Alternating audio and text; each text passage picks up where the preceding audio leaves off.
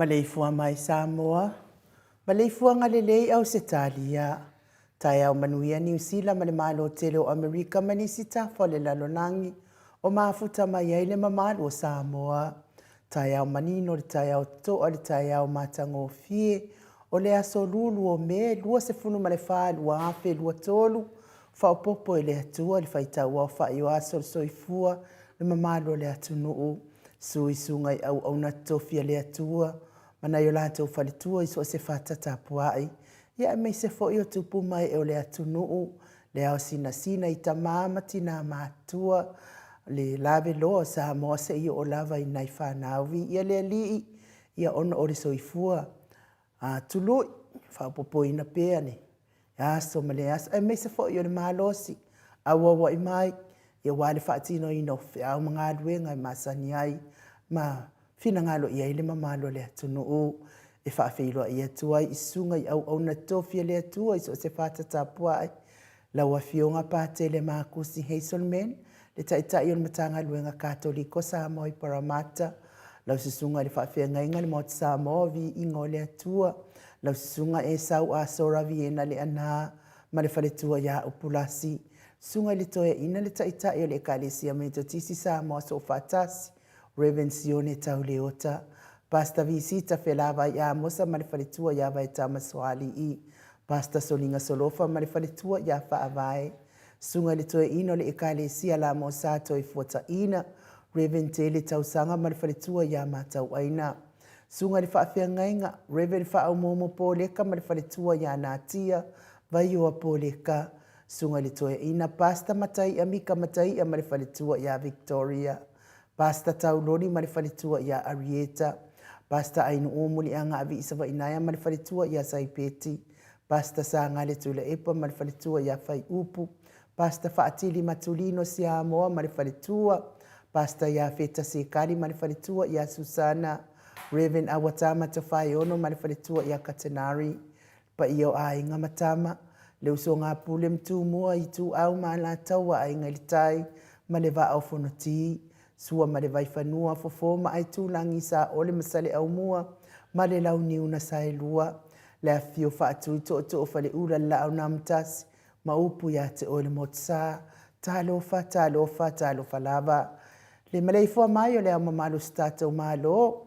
Fionga ile. Le tu ya ana tu i male li whano va le to a soa lau vi le lua ma le masiofo. Mai se le fionga le tai sili.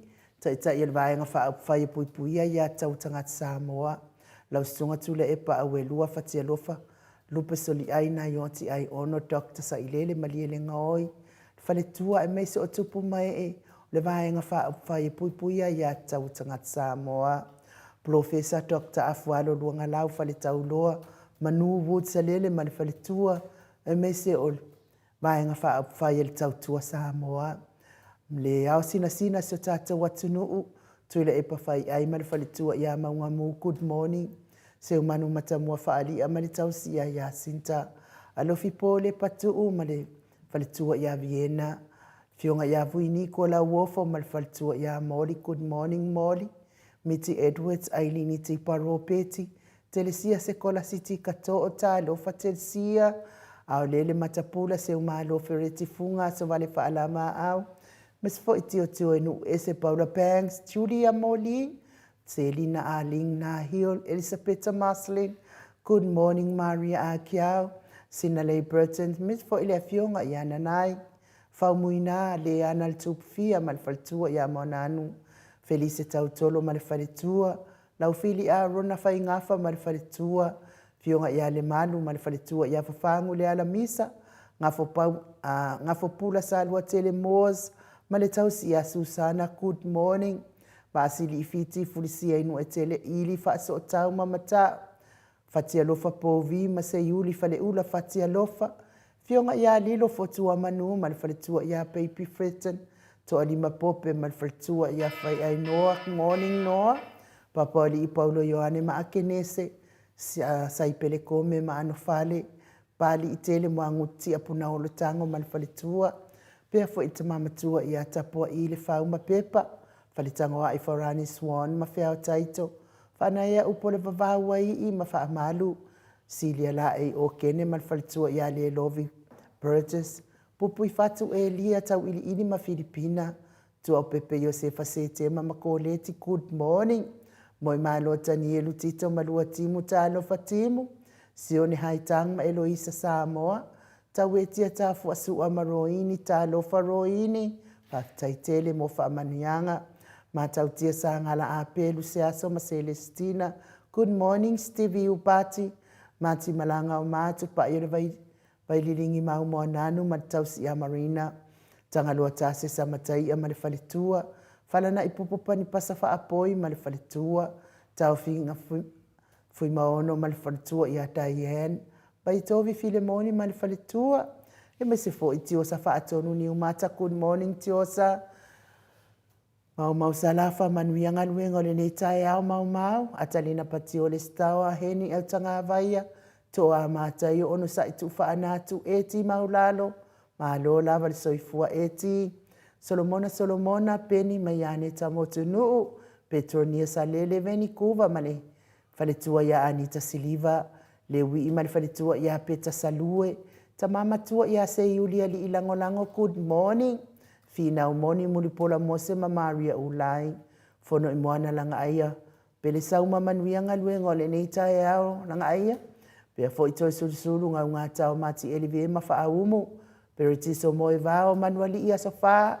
tau vau Rivo Pitone, tau vau Esekia, la unu nei le vau tele wepi mana. Whaletua ia sita, ta titi mo kisiota, mis fo ile fionga ia tui whaasina, broken tau vau hiro.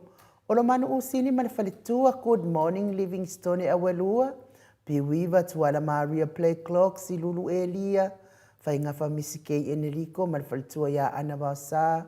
Lofi posi a moa pe lua male tau si a Rosita na mula ulu ti umalu e Sarah Lee Fau male falitua. Misala au male falitua ia si tuila good morning. Tawa amitua na efesili malisi. Lusi pa utalo se walunga mama li umai talofa. Lusi pa utalo se walunga. Tupa ifasalafa male tau si male ainga li. E se tata mala mata feora mota Hilton. Le falitua ia laine leata tipi good morning. Lolo matau ama malfalitua ia ngafa se fulu pa uli ului. Talione vitane ma Caroline. Faumuina po wesi tangi ilima malfalitua ia Tania. Sinao le vaiana uli tavai. Le musu ngā uta Brown maltau si ia Tina. Talenga ia ulungia vai luanga se upule good morning. Ia me se fo itapua inga le karisia katoliko sa moe Ruti Hill. Talenga le falefitu. Lio voli tufunga ma le tausi ia na tia ma le nofo alo. Liuliunga tale tau whare tau langi ropeti Stuart tole a foa. Ma le tausi alo minga ma le nofo alo. No fia na uma mana ia ma le fionga ia sula Daisy ma le nofo alo. Le a fionga le sao ma le tapua inga. Tau manu pepe sopo ta fea mali i tonga tuki. Ma le whaletua ia peka paka tonga tuki. Ma lo so i fua manuia i lau fetala inga sa mau. Le atinga ngai ono sori tamali iti mani sa mau. Le tausi ma le ainga alii. Ia malo lava le ono sai. Malo fo i le tautua tunu. Ngā duenga pe ona whianga iai foi. Manuia le nei aso. Le mafuta mai le mamalo le atunu. O e fia fia il polkalame ma o tisa movi inga o le atua. Nunga o penga tawhailangi. Le maua tau swafa. A o le nganga whaalo alo e whaafeloa i mo o tau uma.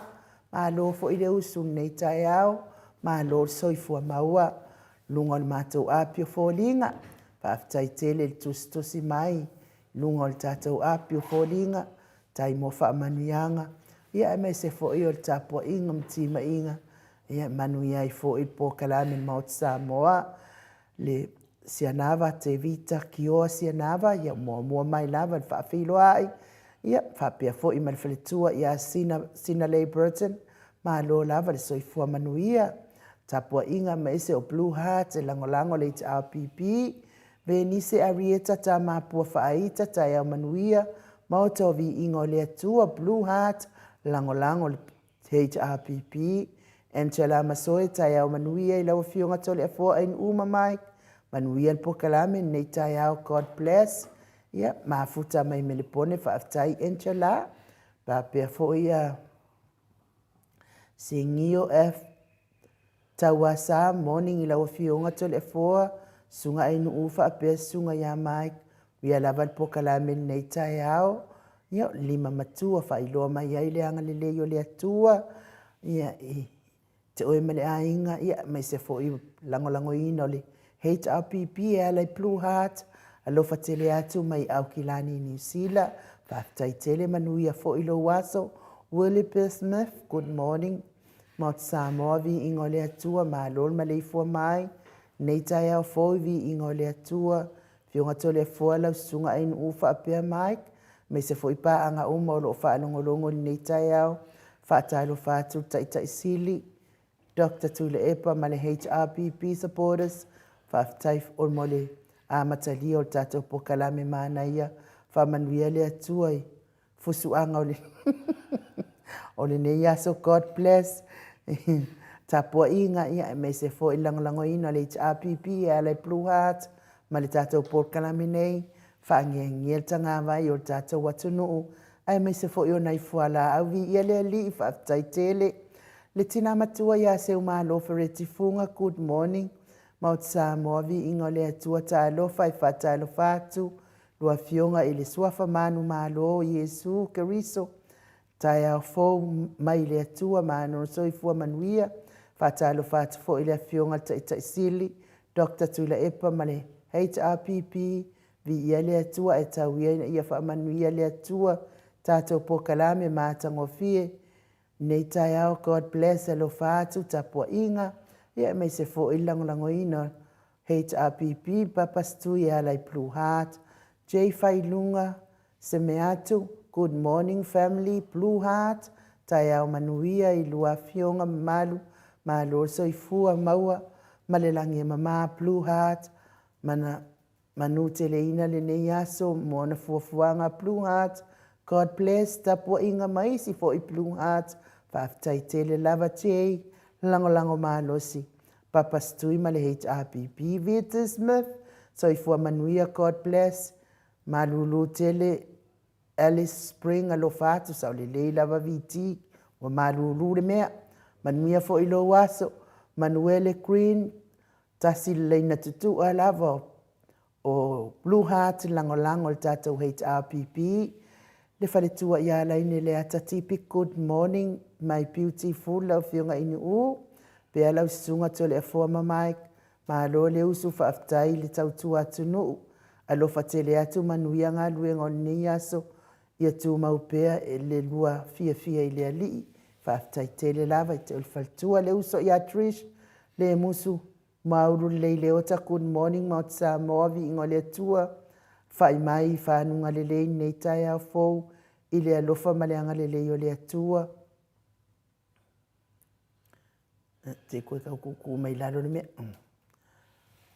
manuia le pokalame lau afionga i linga noa whaapea le tapa au whaasina ma le sunga ia mai ma lo lava le whaamalosi ma le unasai God bless tapua inga Blue Heart whaaftai tele lango malosi te RPP Mia fo ile aso uso tuala Maria Playclock Moni beautiful tau sala whaapea tapa au whaasina sunga ia Mike ma le afionga le papastui manuia le pokalame alo whaatu tapua inga se lau pasene langolangoina le Blue Heart ia ai mai se fo ile whaangiangia tanga vai se tātou atunu whaaftai tele lau fionga le whaltua heni wale se good morning maalon ma le fua mai nei tai au whaletua ainu u whaapea lau fionga tole a fua mai maalor soi fua manuia tole a fua mai u whaamole mole se i uso mai se pese aso whanau si au tama ia au whanga au tanga vaia luas fun mai wha happy birthday o luas fun tasi whaamole mole whaaftai ia matang Paul Kalame matang ofia vi ia le li God bless Blue Heart ia maltapua inga ia wale lei heni ia se i whamau lalo le as whanau lo walo se Oma lo tat Pokalame papastui ia usu atu loa malpese o le aso i fua lo walo au whanga ia ma lo lava ma lo foi pule le soifua maua na i alo mwhanau se tātou atunu.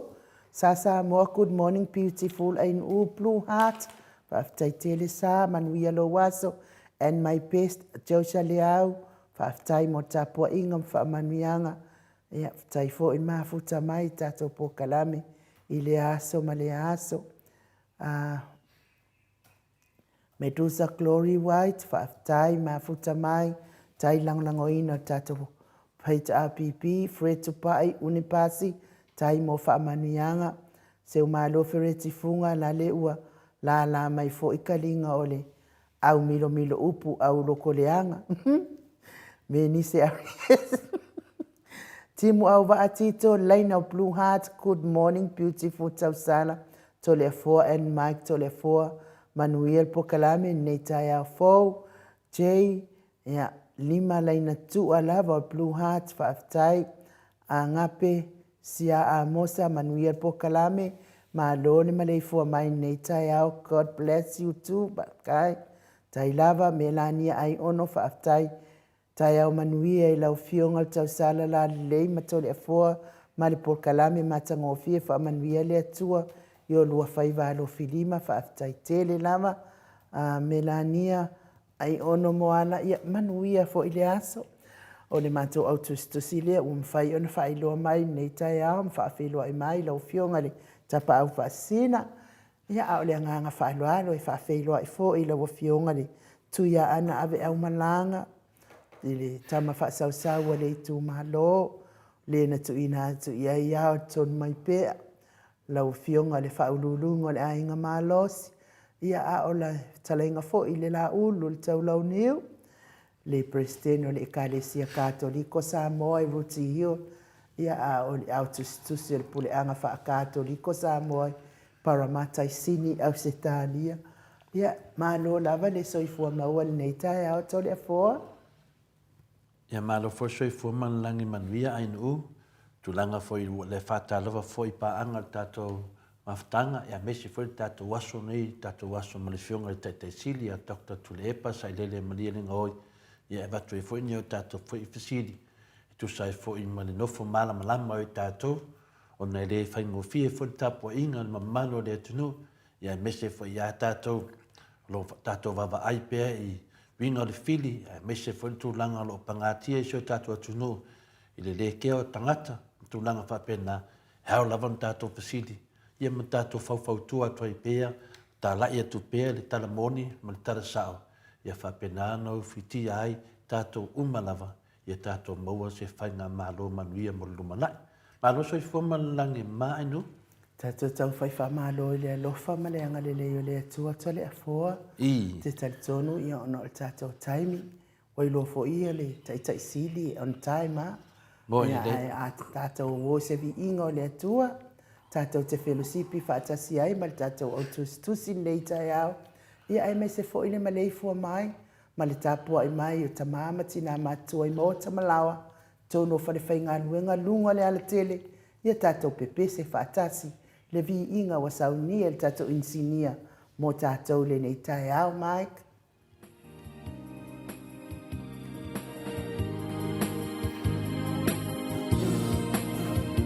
e a faia mo tole la e a le lo fanu awane inalo ai samo ole nu umale tua tama samo ai se ala mai wala tia ai e peau se la mona moni e tautai talomo oi e whanakama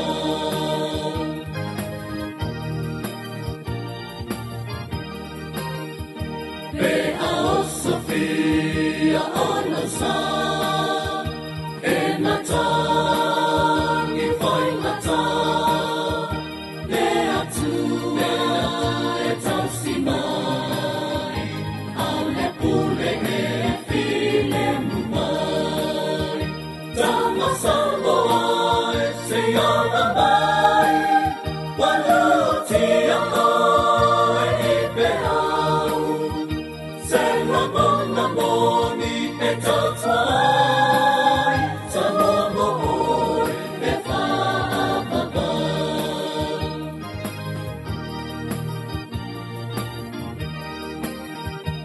e alama tia aupo e anu lautofa oi le tau tai lele sau e au e te ai le nasese tama samoa e se ala mai walutia ai e peau se la mona moni e tautai talomo oi e whaakapa tama samoa e se ala mai walutia ai e peau se la mona moni e tautai talomo oi e whaakapa talomo oi e whaakapa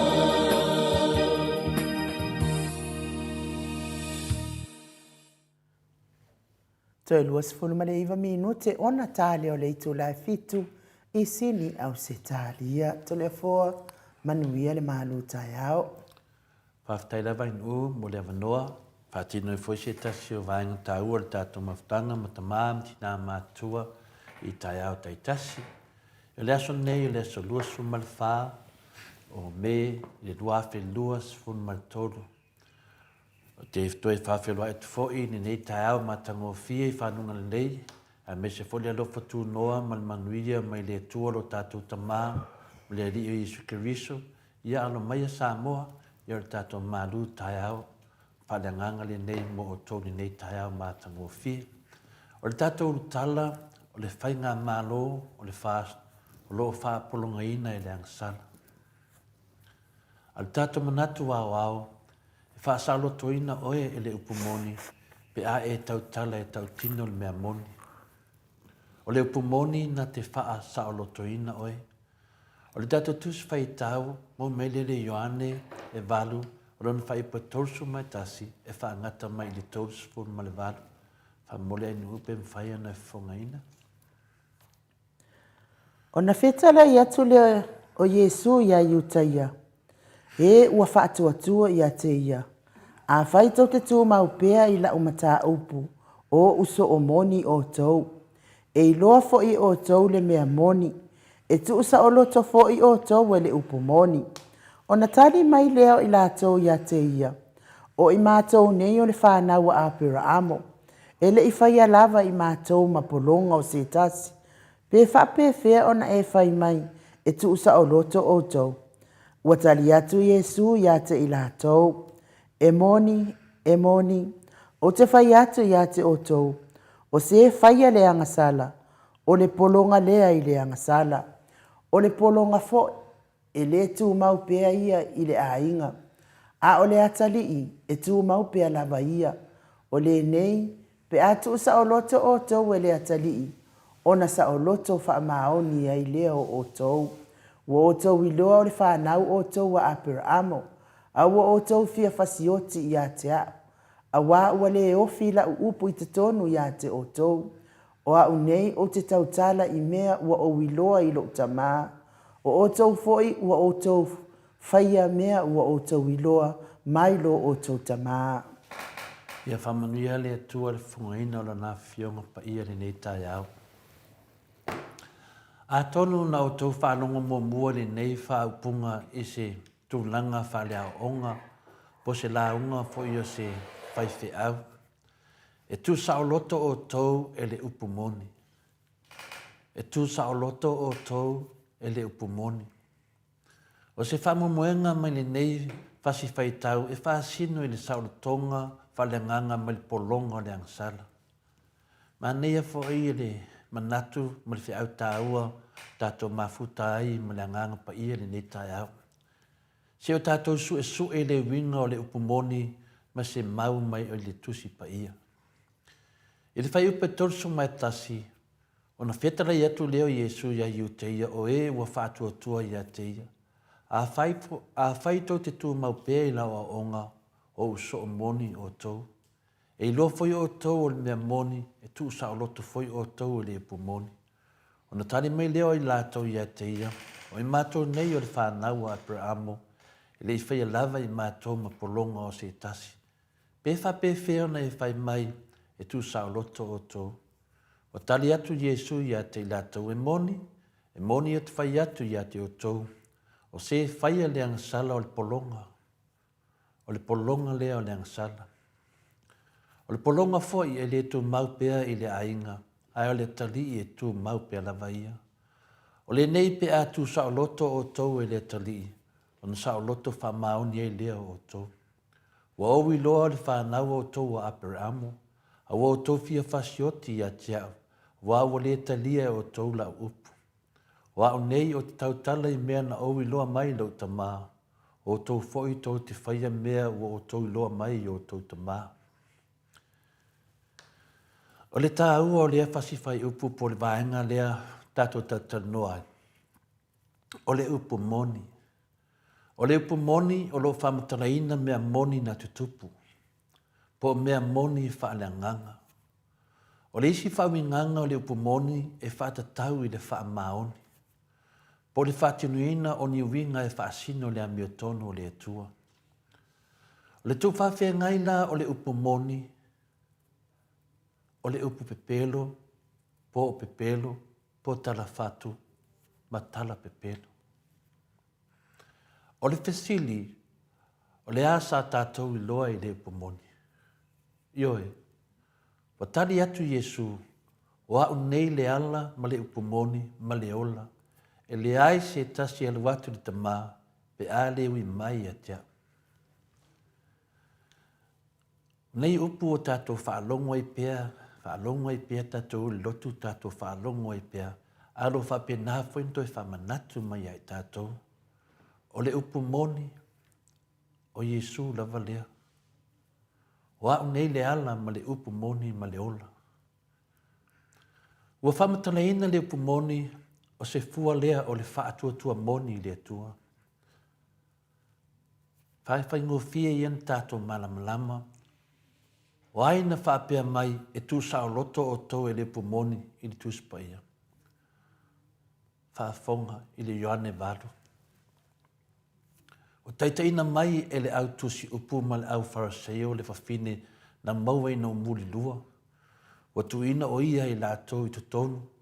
O whapea mai ia lātou ia te ia. Le awa oe, o maua le nei whawhine o muli lua.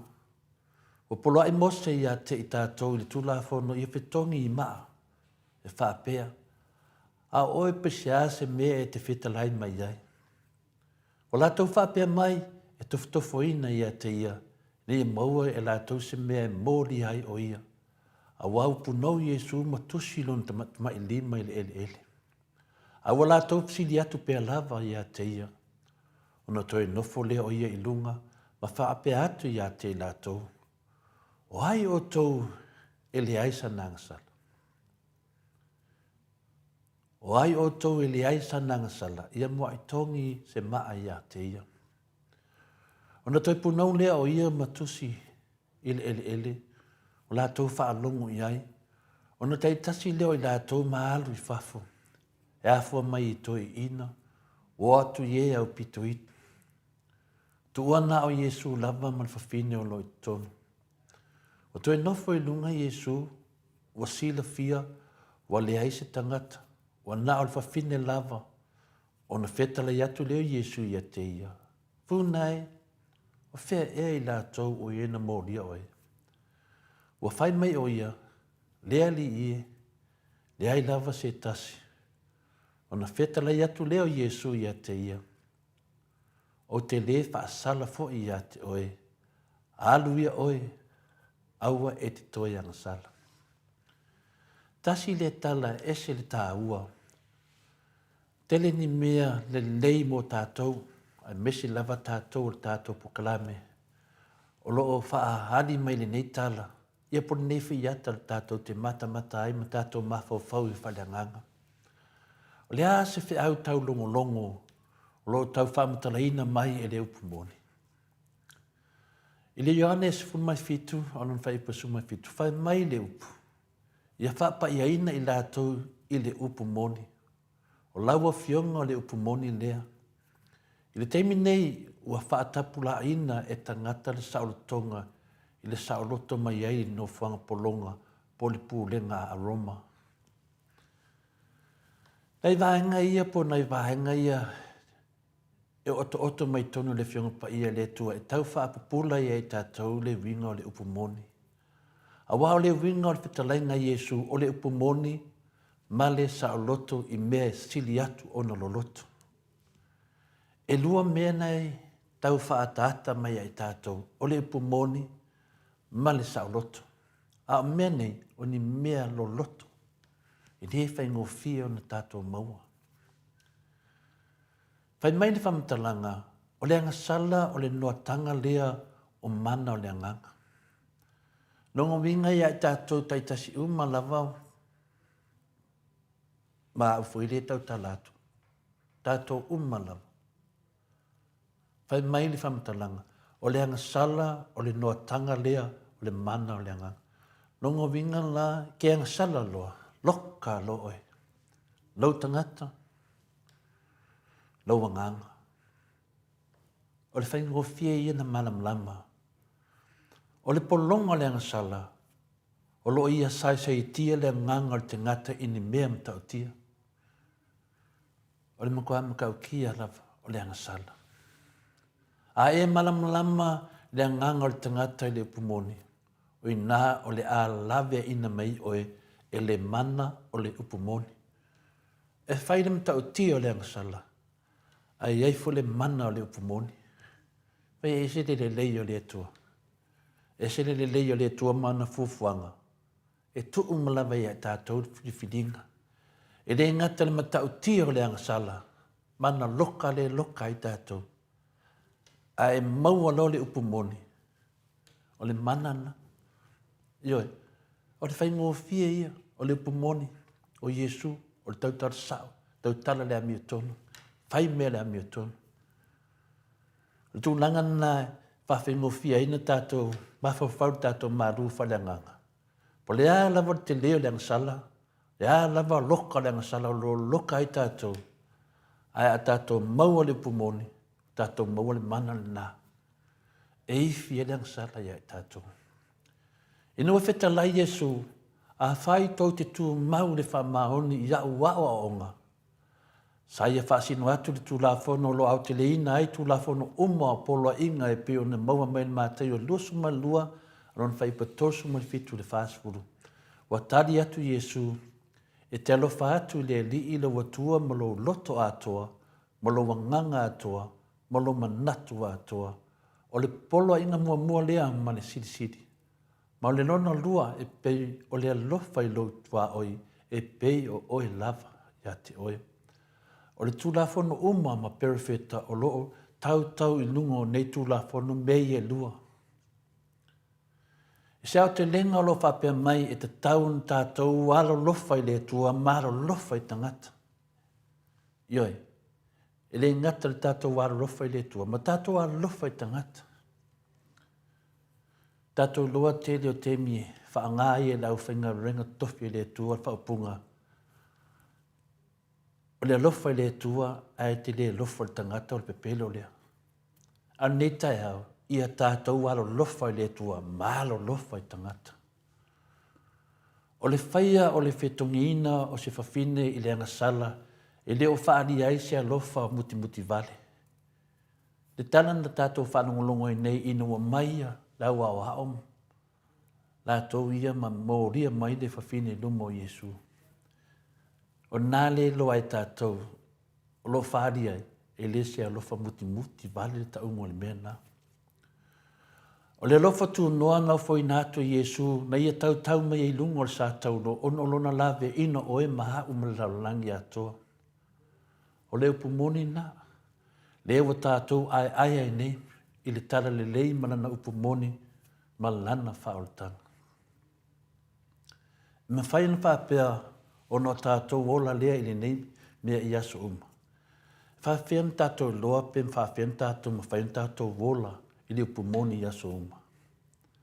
E te lea wala ma whaien tātou tūla iai, ma tātou hawa oina, ili nei mea lofa a lea tua o toi whamanatu iai tātou ne tai au. O le mea mua, o le taula i atu lea i awala, e ma whaien tātou whaalia ai lea lofa tū noa, ma le alofa anga le lei na paaso atu Yesu i whawhine na maua i le muli lua. Ioe, le alofa na Yesu, ia ana le ai nei sufa penei, wa maliu si nāti na. Tasi lewa le tāla Yesu. Ai iei sesi o tō, e mama tongi loso na maa. Whauta la e leai lava masesi e mama. Nau e se lava. O le whaamao ninga le nā o tātou o lo loka i le angsala. O lo loka tātou i le angsala. Ia, na mai sanua ngā Yesu msana talainga. Ai ai sesi o tō mama. Nā tongi ia sana maa. Ia amata mai ai koi inga. Amaka mai ai au whaipingi. Tangata mātutua. Ia mwhaina whapea atu oa au au. Ia ata uloa o le tuspaia, whaasino ia tātou whaiwhi au. A mata mai ai la tōna, whaasoro solo mai se o le arulaiki. Toi whai atu Yesu i whawhina mai wale se si o. Le alwhi au nea tau mai ai. E le ai ma sesi o sao mai ai, o lo loka e le angsala. Ia le loka na, ba whau tātou, o ato ngā loka e le angsala tātou. A le wa mai le, a o onga mo tātou, e le nei tai au, o le upu moni. Sino o tau tala sa o lava. Whaatino lo tau tala sa o mo lo tau tala le amio tonu, e nei maua le mana na. E mawhai e na ese le angsala. Te le se a o onga e maua, e te le fo se whai ngō fie, e wawen tātou malama lama. Ma to tō to tono o tātou loto. O le mana, o le upu moni, a o le upu moni, o Yesu lea.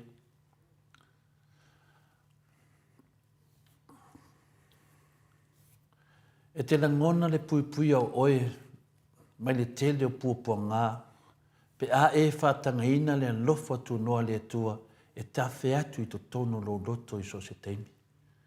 Le a le tele o whawhita auli, a e ta tala ina lo loto le alofa o le tua. Ia o le nā, sau malia ia, lo fili mu le aso ma le aso. O lea wala no na lua e mawhai o na tātou whaia se fitunga inga e o la ai se o langa o le upumoni man sa tonga e sa ili atua ili atua. Nonga winga e fitutu nai. Tātou te ola se o langa fitutu nai.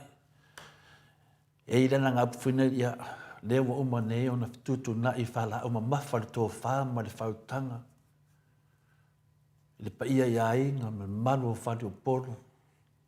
O tasi e nei le whaafitinga. O le atu o le a tātou tāpua i ai. O le nganga maurunga lava, e isi teimi te nofua oia ma whetūtū nai. Ta talo le atu e maua mawhauwhaunga. Fua i mai le mawhauwhau le lei.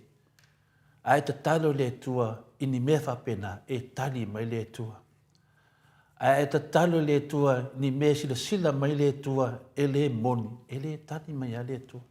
O le whaingo fie ia, ta talo le tua, fua i mai le malamlama, ma le mawhauwhau le lei, ia e malamlama ai, le uinga o le upumoni, e te mau ai le salotonga, e te mau ai le fili mu. E ma whainu tātou a mata whaile nei mea e ala i le whātanga ina o i tātou lava o le alofa tu noam i tu tonu ia i tātou.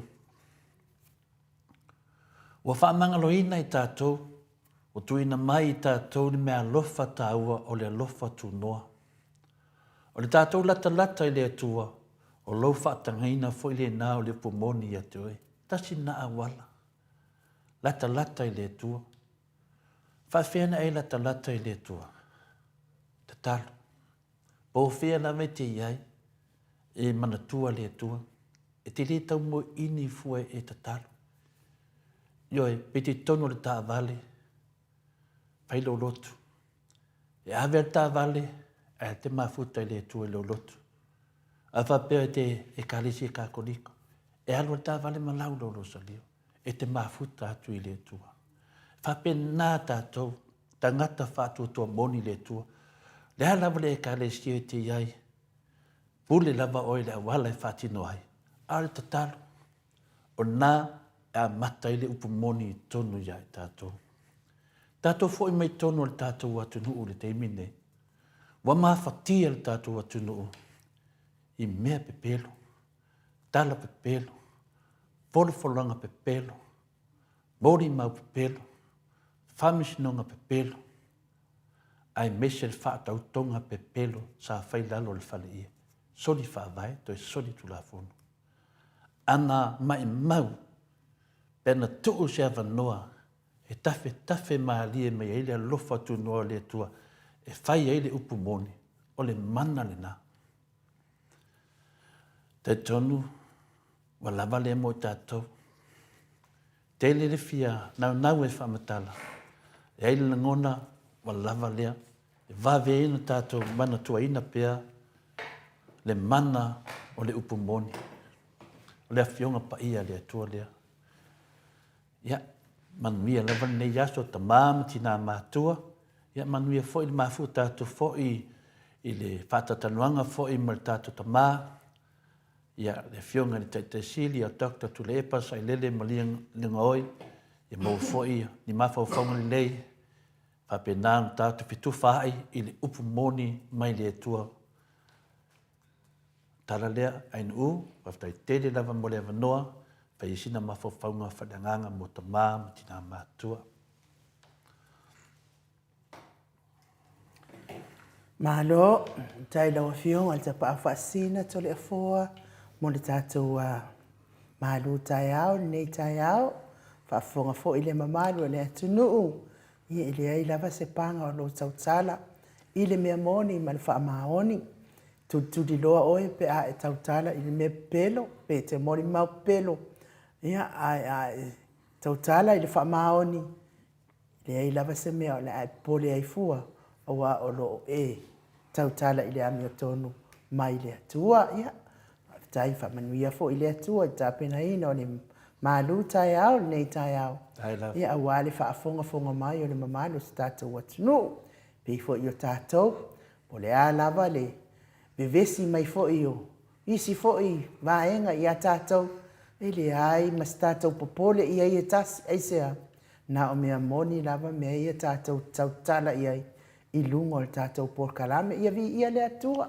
Tai le atua, soasoani mai, whamanatu mai, e moria oe pe a e tautala i me se, a e tautala i whamaoni malsao. Ia, whai lava whamasinonga tangata ia, a o lo malu puipuia pea oe, i lumo le sila whanga le atua, ona o lo whamaoni. Ia, mai tātou vi inga o le atua, tātou Filisipi ai fo i masalani ai lana fiong pa ia ai se ifsota ia tu Samoa i le tātou porkalame masani.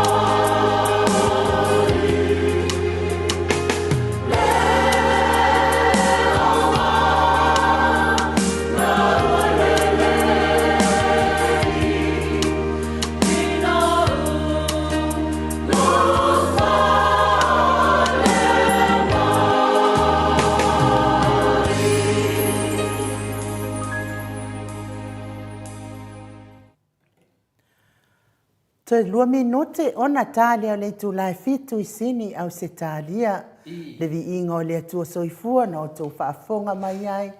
Langi ina ile au whaipese me totisi sa moa so whaatasi sini au se talia. Peo no tau sila ma mai moa mai ai. Ia, le ai whaatatali le tātou pokalame ma le fionga tai sili e le tau nui fo tai sili le ofisa. Ia au le ua mafuta mai ia le tātou sui. Le sui o le ata noa te sa ia se mai se Lucky Filippo. Se mai a Salvation Lucky Filippo. Ia, whatalofa atu nei tu lai I lau fionga le atari. Se mai a, ia, wa mai le o feo aru I lau loko inga tu lau whawhonganga le tunu. Ia, o so ka maolo anga ia kui le la ko fam singonga. Me le mo meu fina le meu alum whanau laiti tau tala le sa tau sa man me le ruilong ko inga ia se mai wa mai le tala tau sa mo le nei tula Ia, pafkaya mo le fafsidi ia mo le kala ka o lo me ia o lo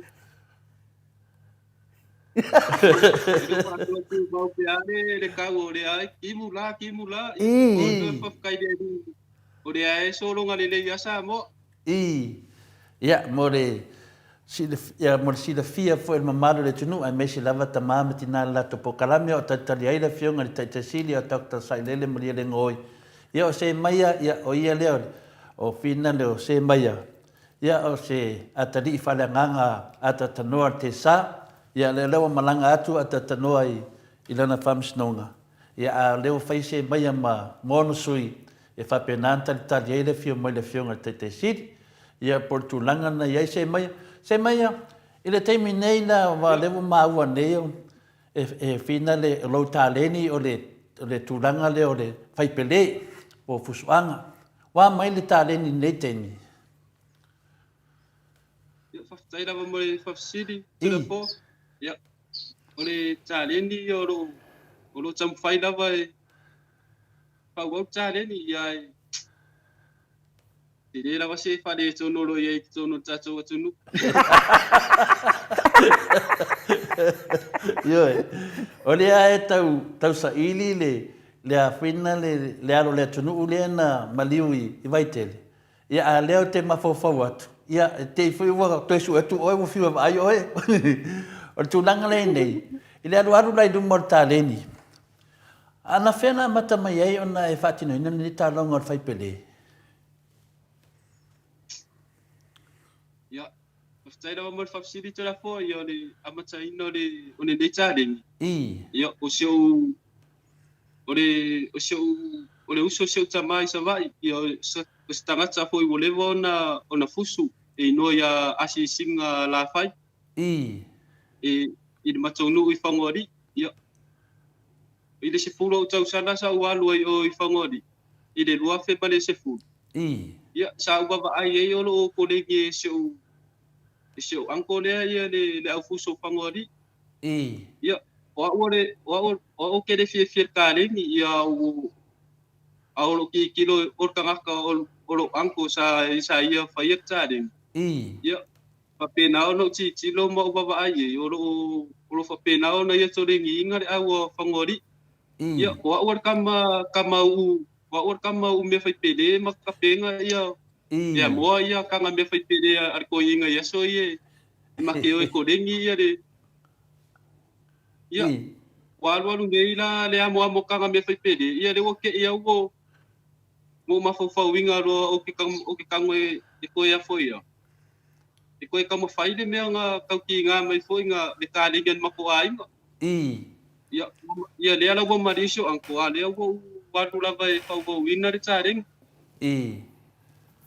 Maro, ai nai manatua ia mane whaisi tatanua ai nu te le tāleni tāleni leo lo mana mia ai mese lava tātou atunu.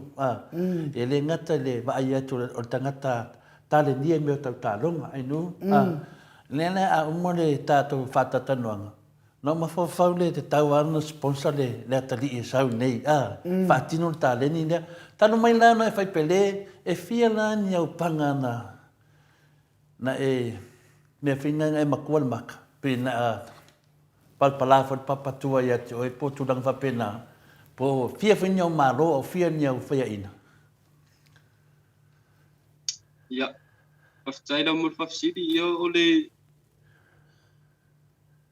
le amataina o lo oranga fusu. Na amata mai isa wa, ia. Na usau i rei whapea meo, ngā usau mai isa wa, o koe fo i mai nei lo tina, usau wha maua onga. Ai usau o koe alu i le karaku rea aisa. I tonga manono i le koe inga rea, le coach rea ua sa mo o laino fit paitu. Ia, o ngā sa ki ia e mai e ia aluarua sponsor o e marisi. A mai i kou i marisi. Ia.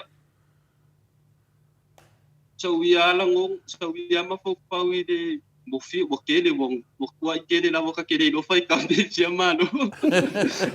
Ia, paki menu, e whoringa mai e le whaia inga la le tātou atari. Ia, o le tūlanga fia nā e whaafunga atu le mamalu o le. Maoto sa mō vi inga le tua. Ia, lo ia le ngā lofa. E me se tā leni o lo maua o tau whanau. Ia, le ua vai atu. Ia, e le mwhaina whai tau mālo. Ia, o tūlanga na iai pina se mai o se nganga fo i whate ia e fo le loto. Se tā leni o lo ia te oe le atari. Ia, alea la ua lua neo tā leni o lo sau i te whata tanua le fionga le te siri a papastui. Ele ia fio mai lava toina. Ngā whafso tai atu ia o lo papena ona tani mai o pai lava sina tuai mai o tele tuatua ngia o lo iai. Ia, mone ne. Ia, o le ngata le au le leo se maia. Ia, se maia Salvation, Langi, Lucky Filippo. Ia lona anko foi tau taua foi me tau talonga fai pele. Ia ele loa po lesi lea tātou sui tama taaloe. E fina le lakte rakun ka kia le ua whātua e David Tua ma Paka ma ia ma Sefo ainga le lei o tātou Samoa. Ia maisi lava, o le mola tuafa. E lopo e le fafua tu nei le tātou pokalame le maoto Samoa nei atali. Ia, se maia, e ene manatu mawalunga. Ia, e se me te awalofa mai ai, vai sa ropa pastui umaro tāteimi. Awalofa mai ai nei o ainga nei Australia. Ma o New Zealand, so se mea nila o lani. Ia, e mori atu le rofanga kele lava i le tatou ainga o lo inai Australia. Ia, ai mai se ia shoutina o le vanga na kunga inga i New Zealand. Ia, le koe o mai a. Se no mai atu, ia. Pātau nuina mai, ma te whiero malanga i nei Samoa. Ia, ai mori atu e rofanga te le lava mo shoutina pele, ia mai se le matau ainga. Whanoro, e re rua soifua, au are whatinoina i fwoi o le Leipor Kalame. Tai lava mo le avano. Malo, ane lave te tausia show te mai Samoa, Ia, Ia, malo. mo le lei, o te loa inu, la tato walu stato pese. Ia, toi ti tato no mai le fionga te te sit. Ia.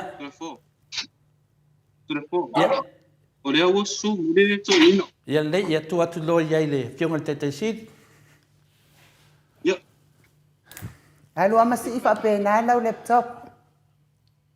E le kau kape fua, e sulama whapena seki leia. Alela ma tatano le titi mai nu.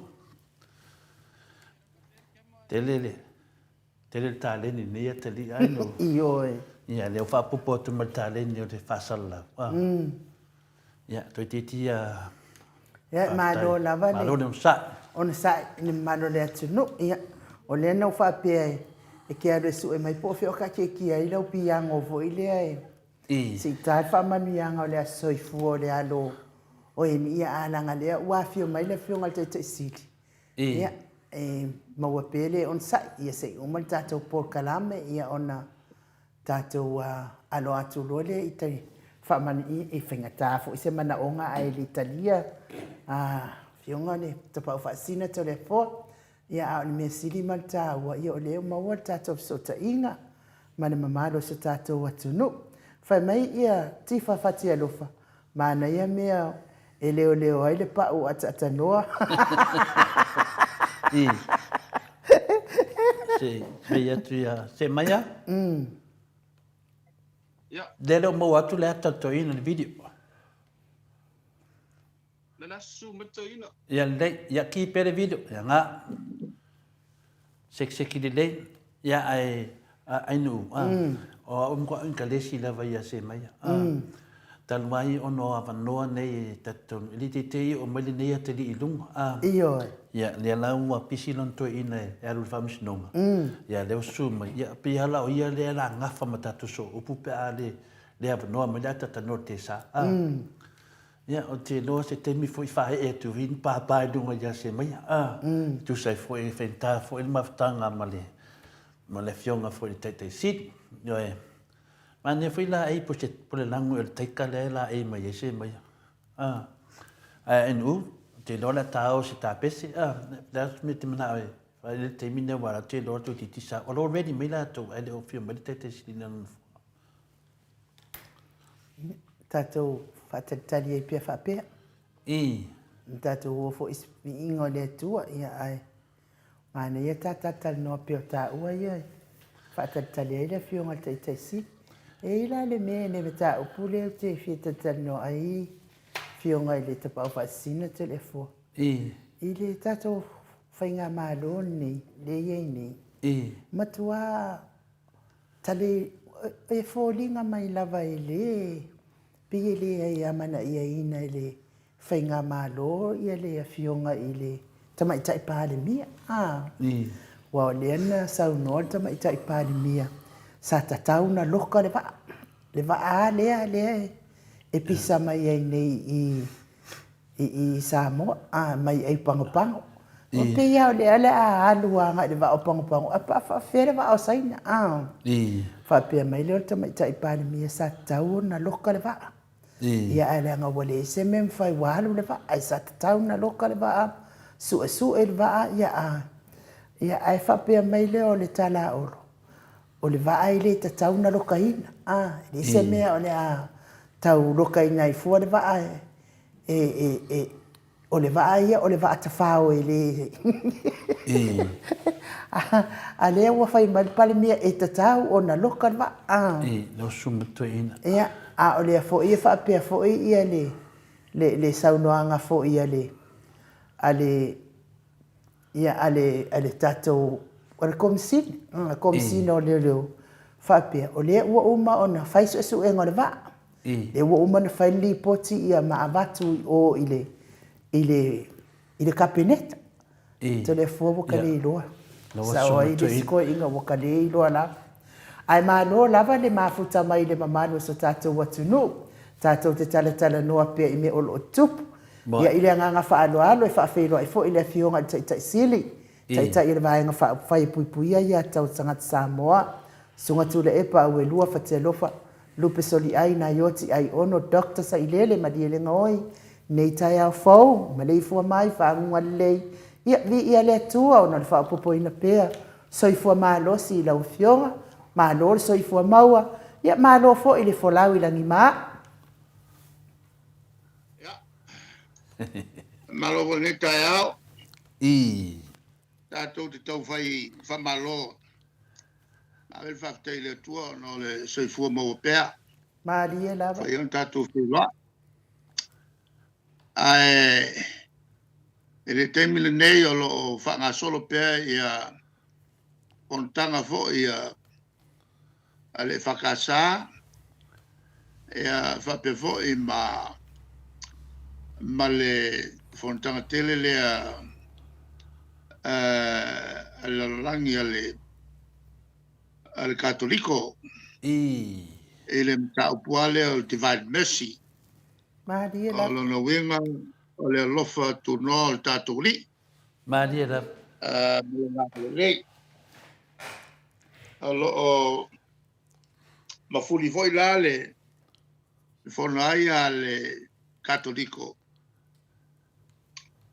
E experiences o tangata ese mai le lalolangi.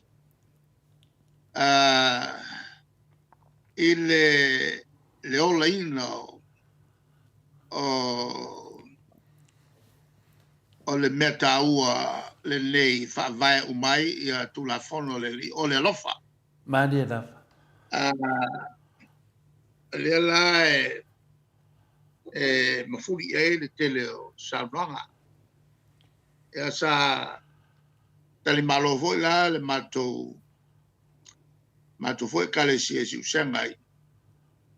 E usunga fono mai Amerika o Malaysia o New Zealand e o Filipina ia male atunu lea sai lalo pulenga fa komunisi o Lithuania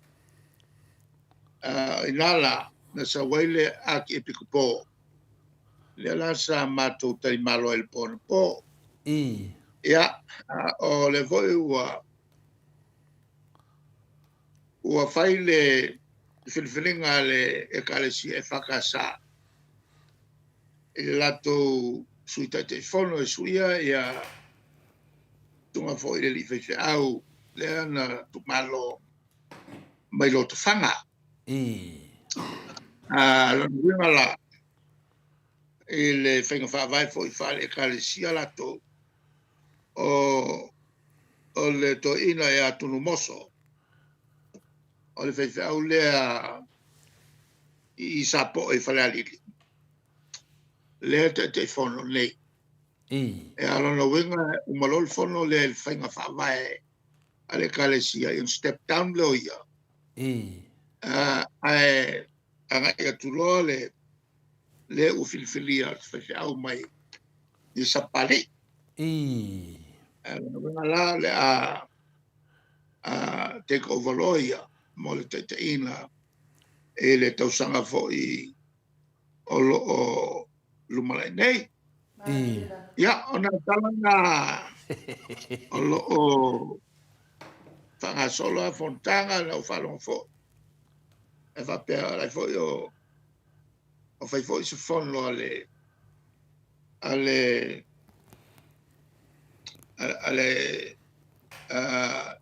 suo tato e calesia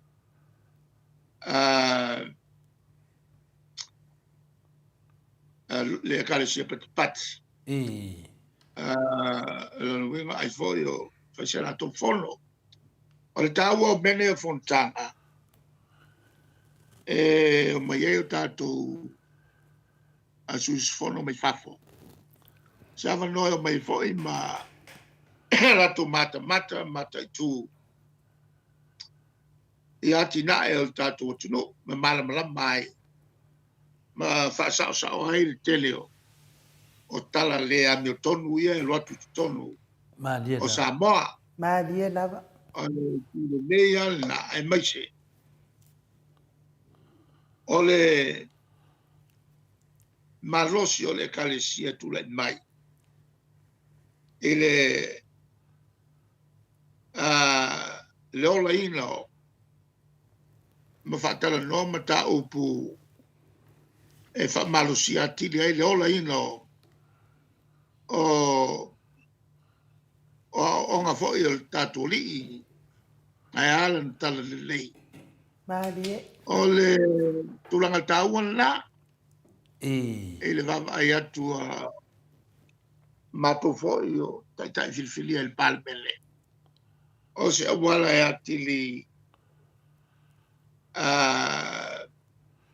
atili televave ai ia le totele o tangata o ina il tala le lei ia mawhanau mai ai ni tai le lei o lumana i o Sapoa Maria lava. o le tina tau e mato fai pule ia na sina tala popu a matai tato fatalo ia ele e taltonu tau fio nae e fo nisi manatu manisi fafisili e amata me mai o tau Tai da ano tau pele taliatu ia marole sa no fa tupu o le fa fonga le maru le tunu e fa maru ro tu foi lo fionga le te si ia se atali ina le alo le ata no te sa ia wa fai musui ata no no lo tu ni foi tu langa fa msnonga ia de sunga ia se mai le na se kinga tato video nai I petesa ia ale nganga maulunga lava o fai mato ma fa lave le te pisi wa o la apostolo ia ele mo se va noa o tau lata se teme mo se tai o le karesia ka kodiko lo fionga te siri salo e se ai o lo ia ile nganga I e tau ona tofia vave se suitulanga I e le fionga e le ia alpati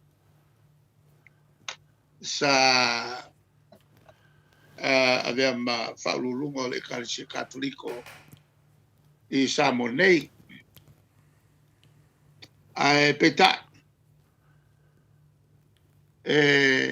a tonu foi lo ia ile fai te tenga ia ila to foi il fautuanga I en ia so pel fau mal fau Maria ia tu le mai se e tau vele tofi ia wala vatao so foi a wale tele o luitau masani fafiangai ba to finga fa penei I ele tau te in lo le laf ma moele li Maadiela, ia na ale tato filong lai te ia tu mai te mo lo le I se palinga ia fa pena voi le o fa sila inatu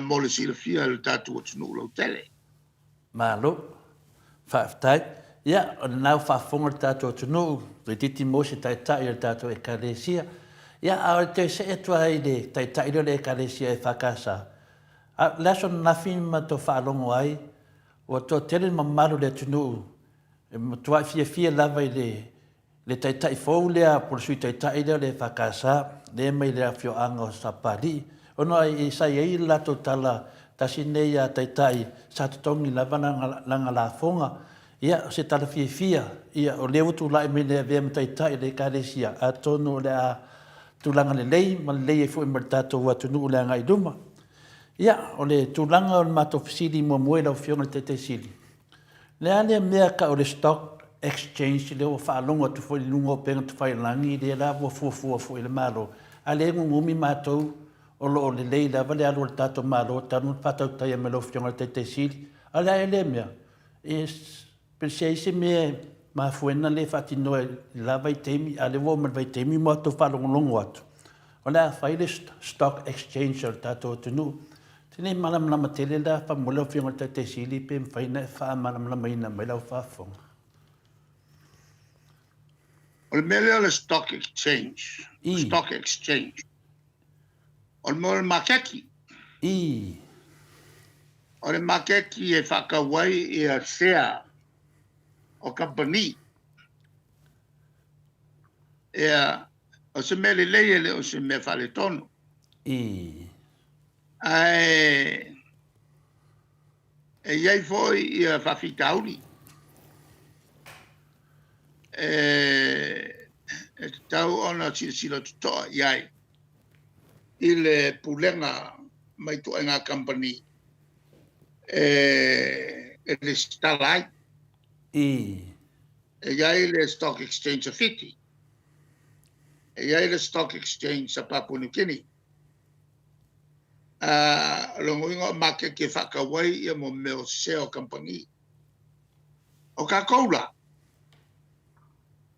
e whale aingi company kele e sea e trade I le makeki longoinga le mea e o mai le makeki e o whapeaku le ia la whakauko I le ia sea e lima se la wafe o le mako company O ila le melea e mawhaiai o ngā whakau e lesi kampangi. E ke iau whalong aku o pūlea ele. E sesi kampangi. Ai a fua le whakau o mo meo sea. E le kele lang kampangi e justify ai se makeki. Wale o whaika ko kam whaiai. O le whawhikau ni ala ngā. O le sa iai ia isi fo sa whautua inga. E whaisi kako kampangi ai le skala inga o kampangi fo ia a fafo. E kai pela o le whaatui Hong Kong. Ia, o le ara e le i whaasala lau maia. Po a ni kure lei o le ngā mea. A whai e to talent company e o ane le skalai. O se mele le? Se mele a.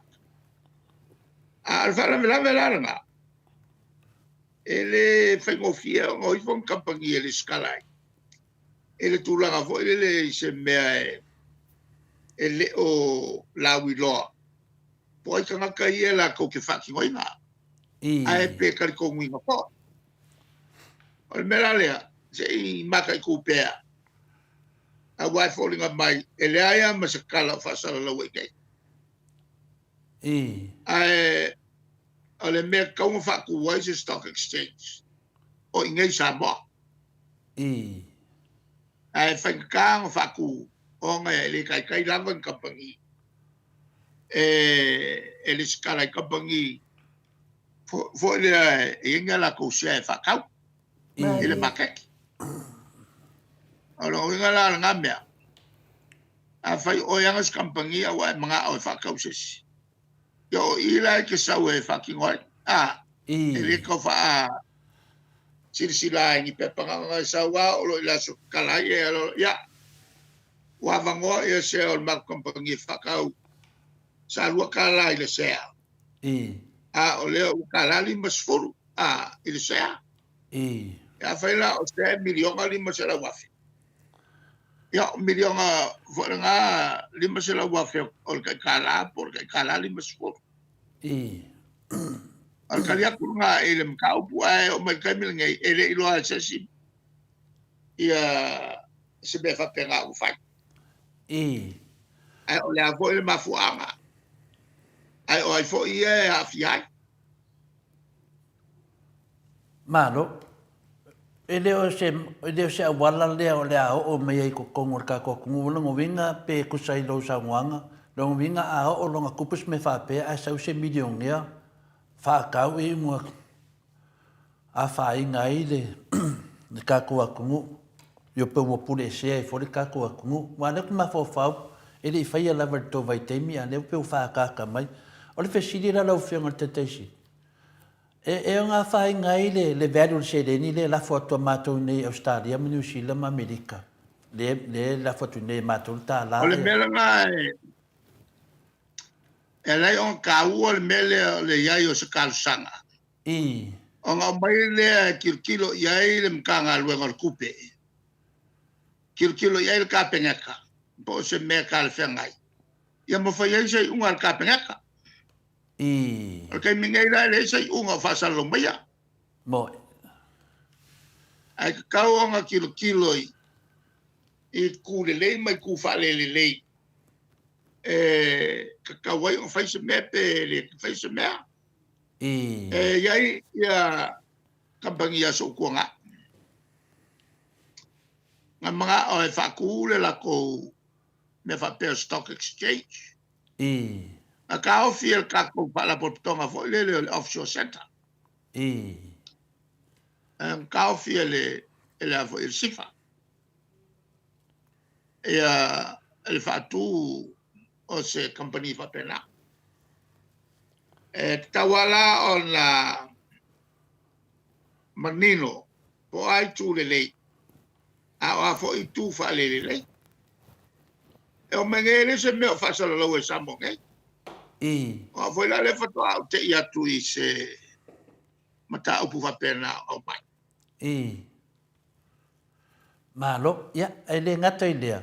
Ai, e ona tā pena i fo i ma natu e fo i la tau pa inga lea tunu. Ia, ini me wha penei, ia atonu na e leo mawaina lawa whionga Taitei City. Ia, a leo mato mawainga i lunga o penga tu whailangi. Ia ata ma tūlanga lo whaari mai ai. Ia, e le e sea whaina le tūlanga.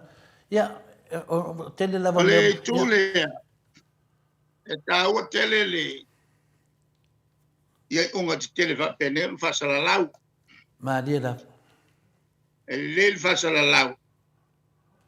Se i mawai sa vanlo le le. E whai ei ni finangalo whaare, ni finangalo e mesia. O la tō le au whai pisinisi. I. E te taua o na whasalalau meia. E leo le whai ai se tūlanga whaalino lilo.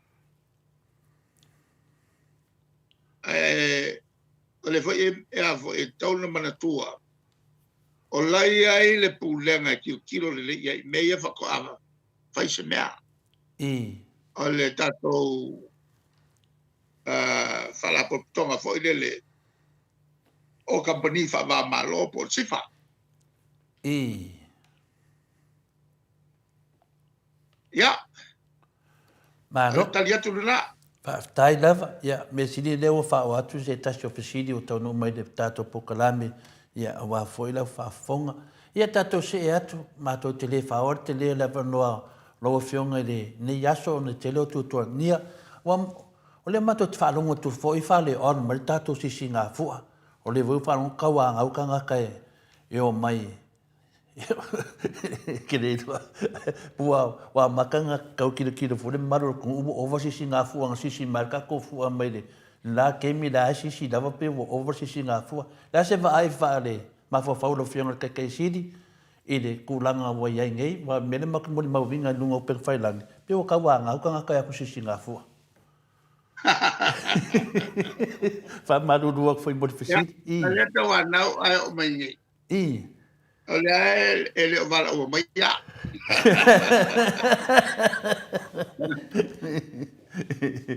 Ele o vala o mai foi skamole. I. Ya. E ka ke ya. Moi, ya, lele. Nai. Alo tam faiale malo foi. E fatto sina tangata. I. Ele fatto sinat ia la to ino ia. Ia, ona mea tonu lava na lawa whionga le Taitei City sa au ai malu tai au ana naf. I. Ia ona o le finangalo le tuspa ia.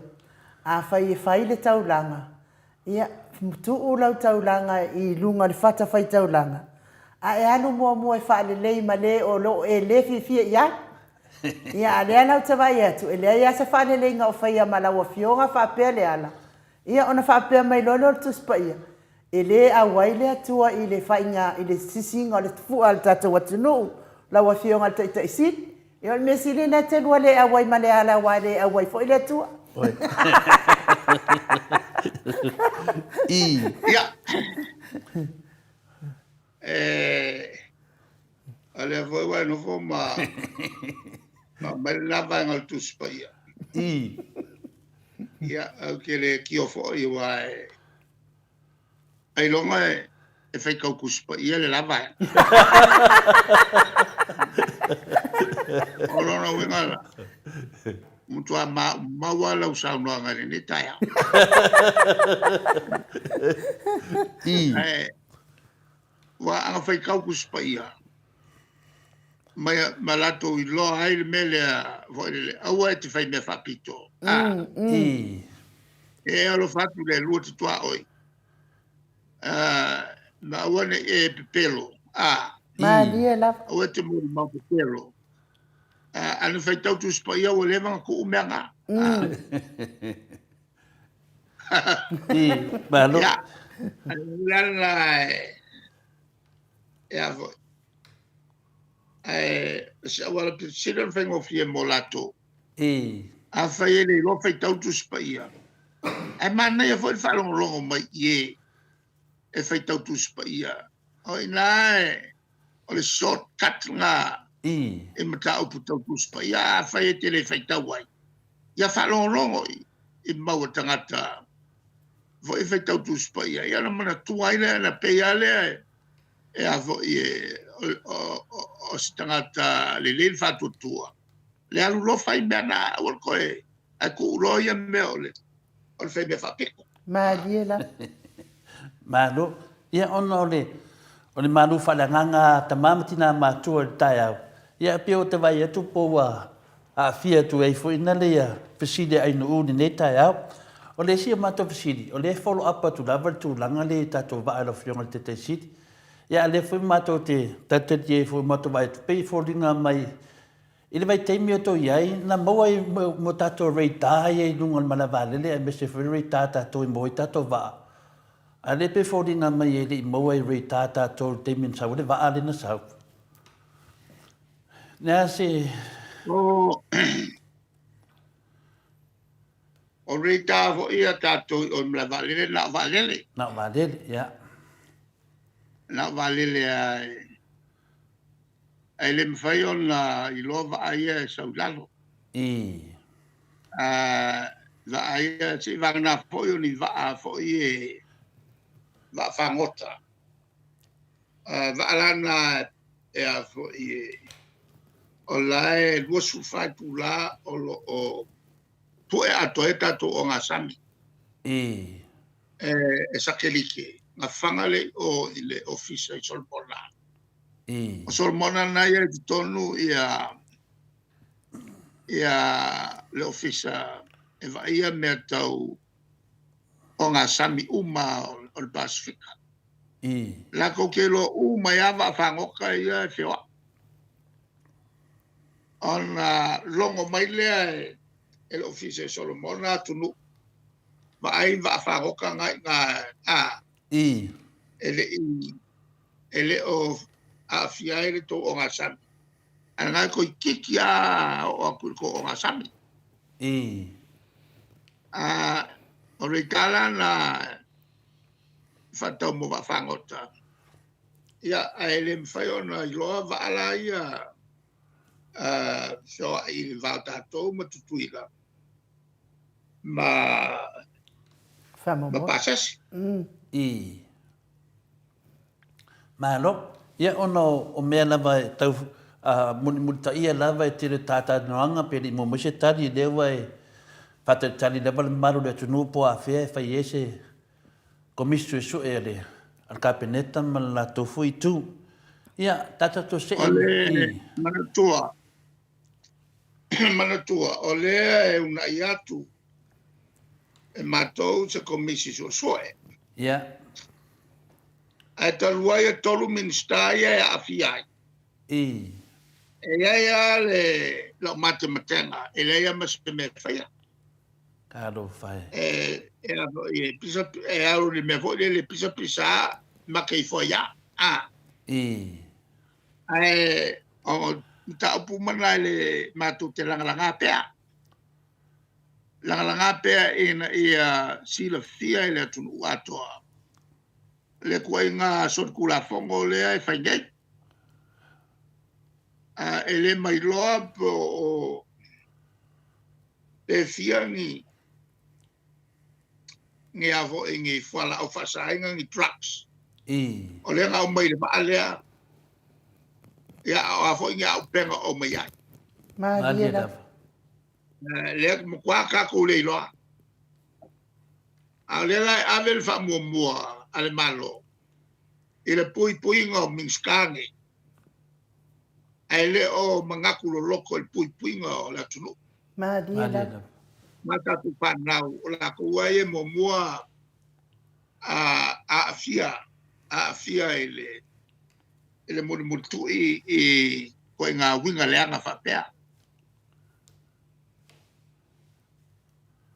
Malo sau no lo fionga te sit. A whaila i le tūlanga na lewa e sau no nei. E anu ake e awa molo awa atu i le tūlanga lea. O le si la wala, pina tata noa fo le tata tanuanga tanuai. e mawhai e tangata lau tele. A lau te mawhawhau, e mawhai lai leo na mōria ia, na avese mōrianga e le whamasinonga e tusai ma le lei mo le atunu atoa a best interest for the country, ya, le lei mo le atunu Tama atoa. whai le matu teimi. I, Tama whai le matu teimi whai me whapea. i, Ar kai me langi. E am kwale e am se me whapea ngā whai.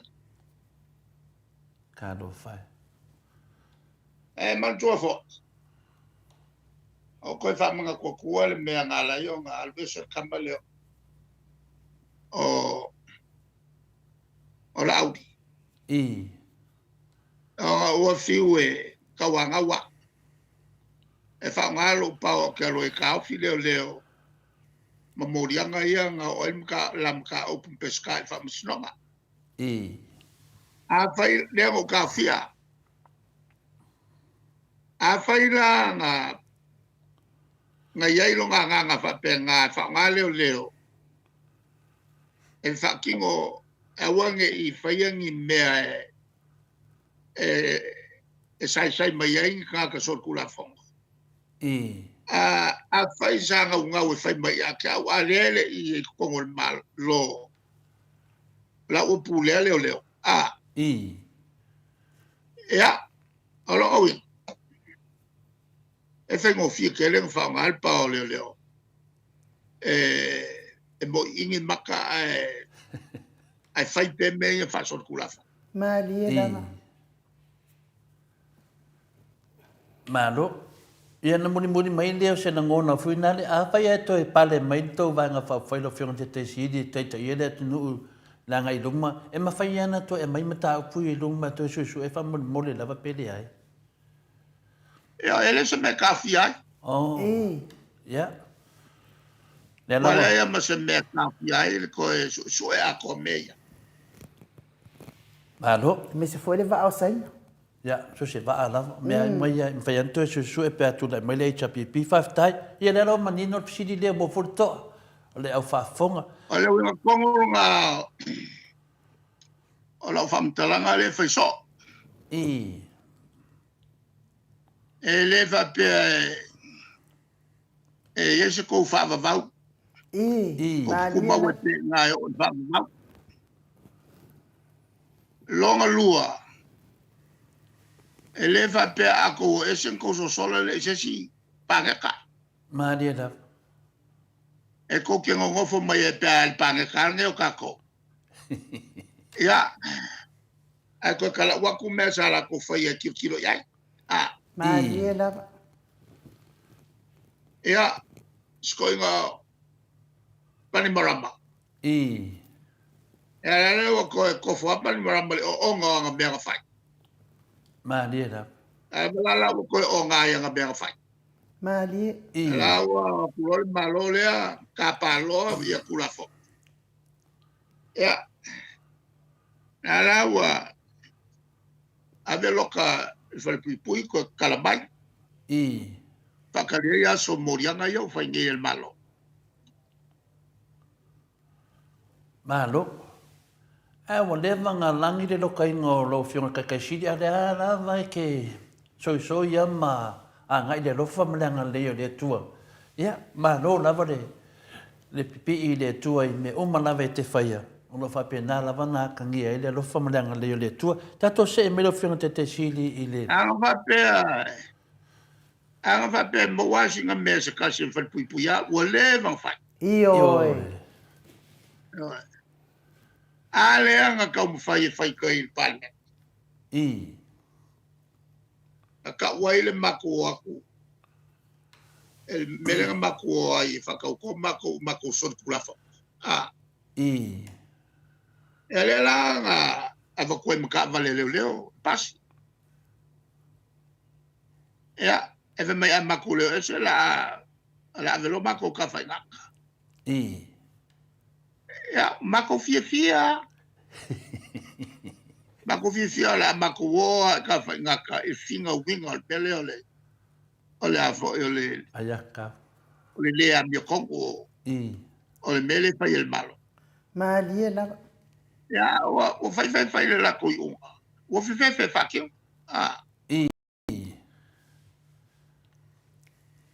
Anga makua pasi ngai. E pu e isi aka ngai fasa lopa. Makua pasi ale leo kuei o la kala umako ko. Mako ke fie ye penga le mako. Malia. Ya. Alfa vela. Wo fiu su ese kula fongo e. E fa mau ye le venga mako. Ele mo fo ese kula fongo. Wo mako sori.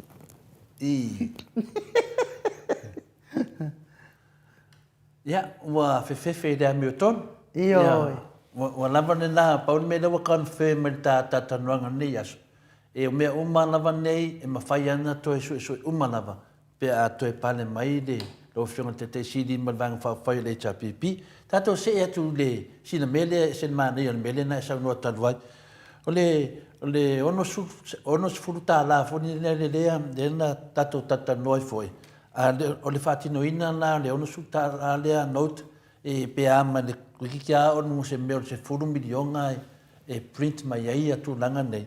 A le o tele langa fina ngalo le tunu pe le avele na va hanga e fautua tu ai ave loe a mai e fuala auma ma mai e me fa pena e fale mai matongi over came nai tangata. La se fautua ngalo fionga te sidi. O tupe mai maule tupe le mana mia le nei te. Ole makwale mo mia ole fai o somos fulkala. Malia. Ole mo e fai la somos fulkala una ngia lokako. Ya, ang fai ngo ko fa longo vo ele upo vole fa lu pelo pe ai mo me ko ngu e. E fai me maka nga fa pen. Ali ngola fai ngo mo me Banana Republic. Ole mera nga e o fai ngo ni kako o Banana Republic. E ma quale ai ma se justification quale ai ma se ulanga kalfea ngai ole ngofo ke o fau se faalu se kupe kele fa pe lele kangi mai e fo mai ma kenge fo mai e ma kenge kausi mai ala ko ngi mai si kanga kol malo ele o mawang ala ko o kai ai amel nge kupe kele fa pe fa ma fa pe Malia. ai ala fa ma fa pe o vi inga Iyo. Moi. ai ma jole al kom fa yo fi me so se me a me lo ngaka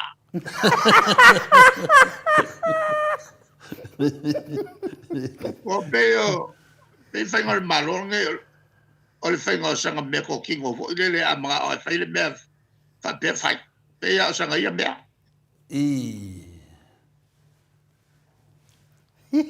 Ya. Mato tataria o no finangalo le mai ke leo nge se dengi le mo mia ya le mo ma ave fautuanga lo fionga tate sidi ya o le mo fa solo mai tau pea ya mato mai tau ina pea o le la o malava le te malvanga le pasia tu male afa le lato a fina le temi le to e ne lato ane ya ni me fo o lato faia pe le fini lato atina e fo e mai lato tu nu a le o tau taso i fuanga mato maua tala a finale o le makua kaunga kala varsi kanga le ngalak whapea mato ia e se furu tolu pasene le si le tangata ano whalongo atu nei tala a le fionga tala fo le fionga le atatano te sa tai wha se furu 5 pasene tangata lo wa iai tatou lo fionga te siri o le kao o isi meu over 0%. Ma kwa vo el kao o kanga si masa yai sa mo ele sulvalu suluiva lo sul kala kanga ba ko kai ya o over el fase fulu mankupu el kao el kanga kas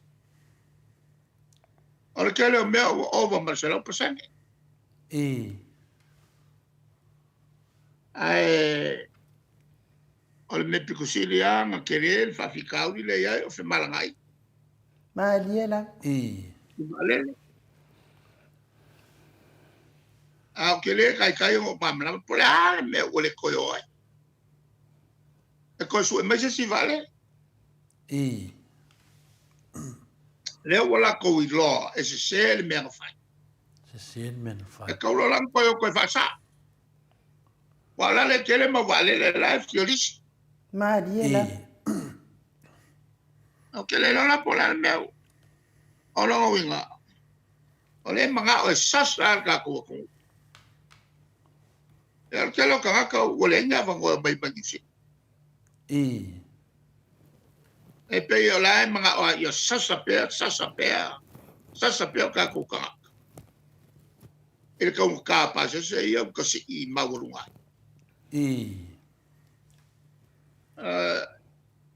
E kusa pele ko fa si me. Ai o a mo se valele. Malia la. La kele mo valele. Yo foi ko fa ma ikele. Ele ko fa yole. Ko fa algo ku pe fa el mala valele. I fa ngali. Ai mo kwale mo mia. Na ku ya. Ia ai se no ngai. E ke kau kala ai mai sa no ai sisinga nganga ko ngola ko ke mal na mai o me se fa de. Ia wa fa fia nga fa longo e le mala malam. Ia ka ko se aku do fionga le kai si. Ko e duanga e mak fisidi ia fa malo la vale musa. O le tulanga le na e fa dia. Wa le o mai tau atu. Ia o ma ia au fautuanga e fautua i pea ma tato tatanoa ma batu. E le ai ama se mea o ngā e mai. Ioe.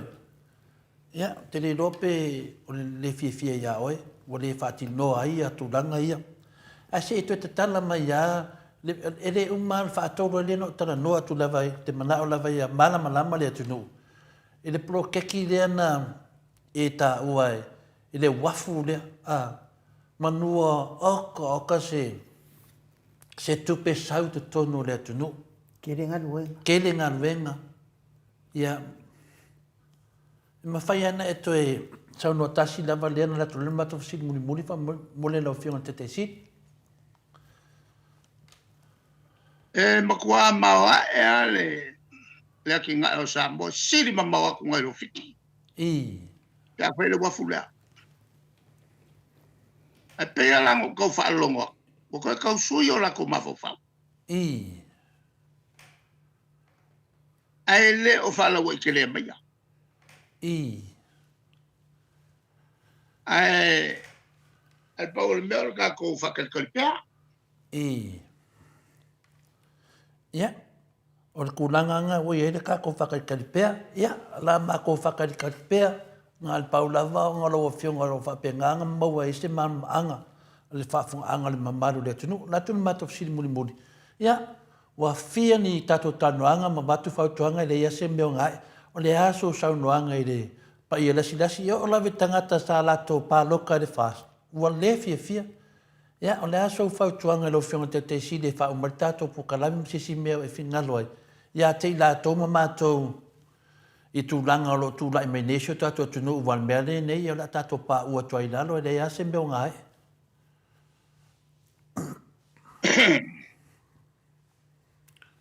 Ole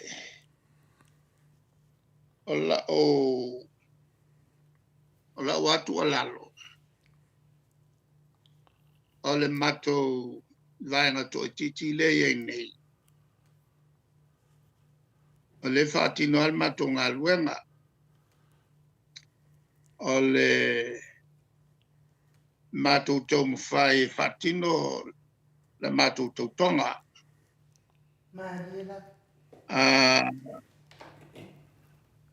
Ole mea e whataua e la tunu atoa.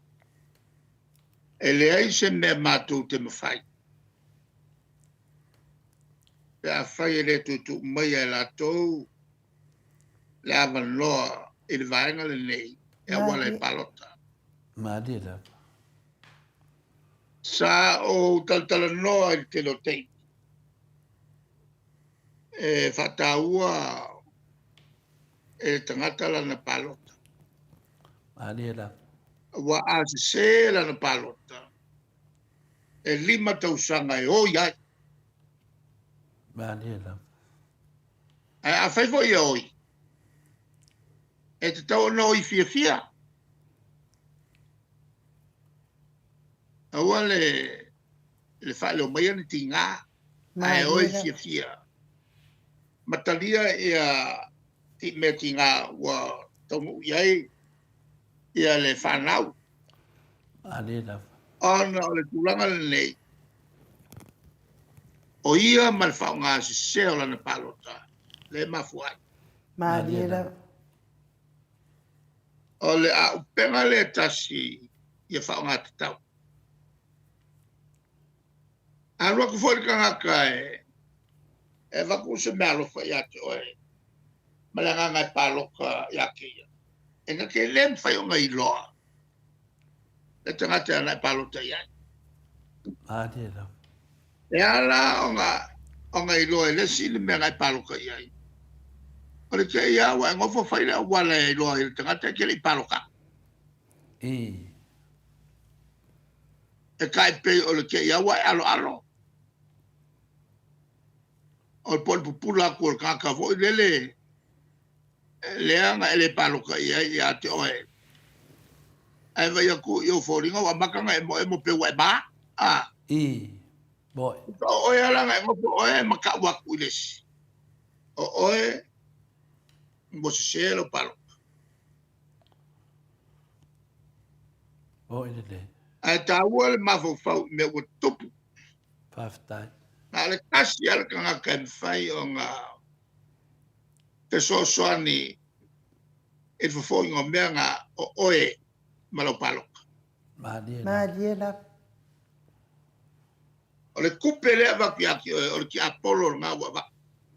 Maani la. Ave ese euro lo wa mitono. O le tulang sa olna. Maani la. Le voi la ese alma to fa puapa. Tu lo loto le to fa. A fai o le finangalo le o Samoa. O le vatu se fenga malo i tono. Fa kingo lo finangalo. Ele ko fama mau. Ai le o le fa kingo le kulanga. O le avanga o le kupe. O le afo ngai amaka umamaya me fale kongo soi fuanga ngai. Maani la. Ya, o ngai mga kupupunga ai fa malo ke le aku mo la mai ka ko. Por kala me masangi soi fu mai madia. Soi fo ia ia. lo fianga te tesi. Toi whame nute o na tālia le tu lai walu i sini au se tālia. Tātou po kalame nā male fionga le taitai sili. I Dr. Tule Epa sa ilele malia le ngoi. Ia po le taitai fo i le vaenga wha whai pui pui ia tau tangata Samoa nei tai au. Mori wha malo man wha aftai fo i le marwa le atunuu. Ia i le lava pale mai tātou po kalame. Ia ai wha maluru fo i sa Samoa. Ia watuai. Wha mai fo i alpare mia. Kau kua upenga mai lau fesidi sa. Ai. So kau kaide. Ale la fa mau la lo fesidi sa Samoa. I America kaide fesidi. Awale le aso sa. O le fa mai ia sa. Fa mo molengi u se fesidi aku i le ia papa pe sori kula fongo le ue e sui o le sui o lola pa loka. Wala ko wiloa ai kanga pa loka denga sa ngo ma ia ngele a. Ana ngana fa velavi wa mai u fa wi u ia le sa no. Le lau kadi e kriai. E so. Ia na ngai lo oe. Ele oe denga ma ia fesit ai. Le la fa ma le la lo le. Le ko kadi se fesit le sa no le fesit ia sa mo se ia u dia le sa. Ia on fa leo le wa le ngai. E mana ia fina ngalo wa le tata fa no. E ngofo le ia le si fai pule ma le lola paloka.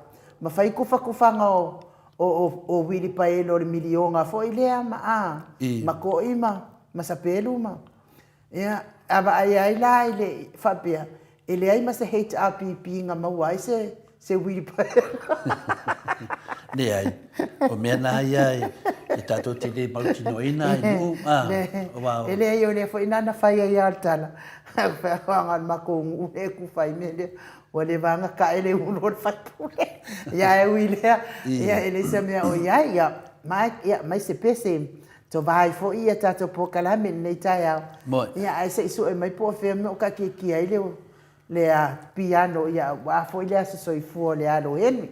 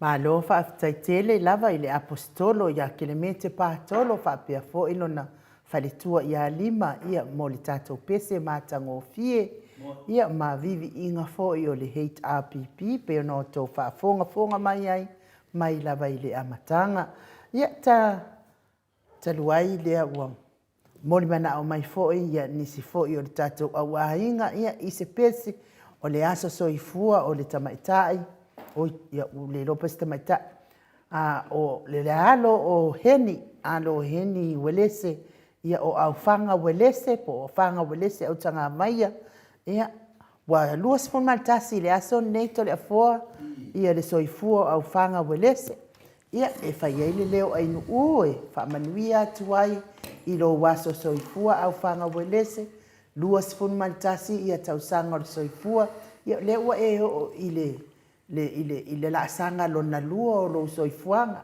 le ua e oo i le laasaga lona lua o lou soifuaga 24 tasi ia tausaga o lou soifua e viia ai le alofa ma le agalelei o le atua i lana pule faasoifua ia te oe ia ua maua ai nei tausaga e tele mai lava i lou laʻitiiti seʻia oo mai le 24 tasi faafoʻi le viiga i le atua ia ona o lona agalelei e mai se foʻi matua na ia fanauina oe tai foʻi le tausiga faalelei ua mafua ai ona aulia nei tausaga e tele manuia le atua ma ia maua pea ma faaupopo pea nisi tausaga setele mo oe aufaga welese ia ae pese lea le auso atu mo lou aso soifua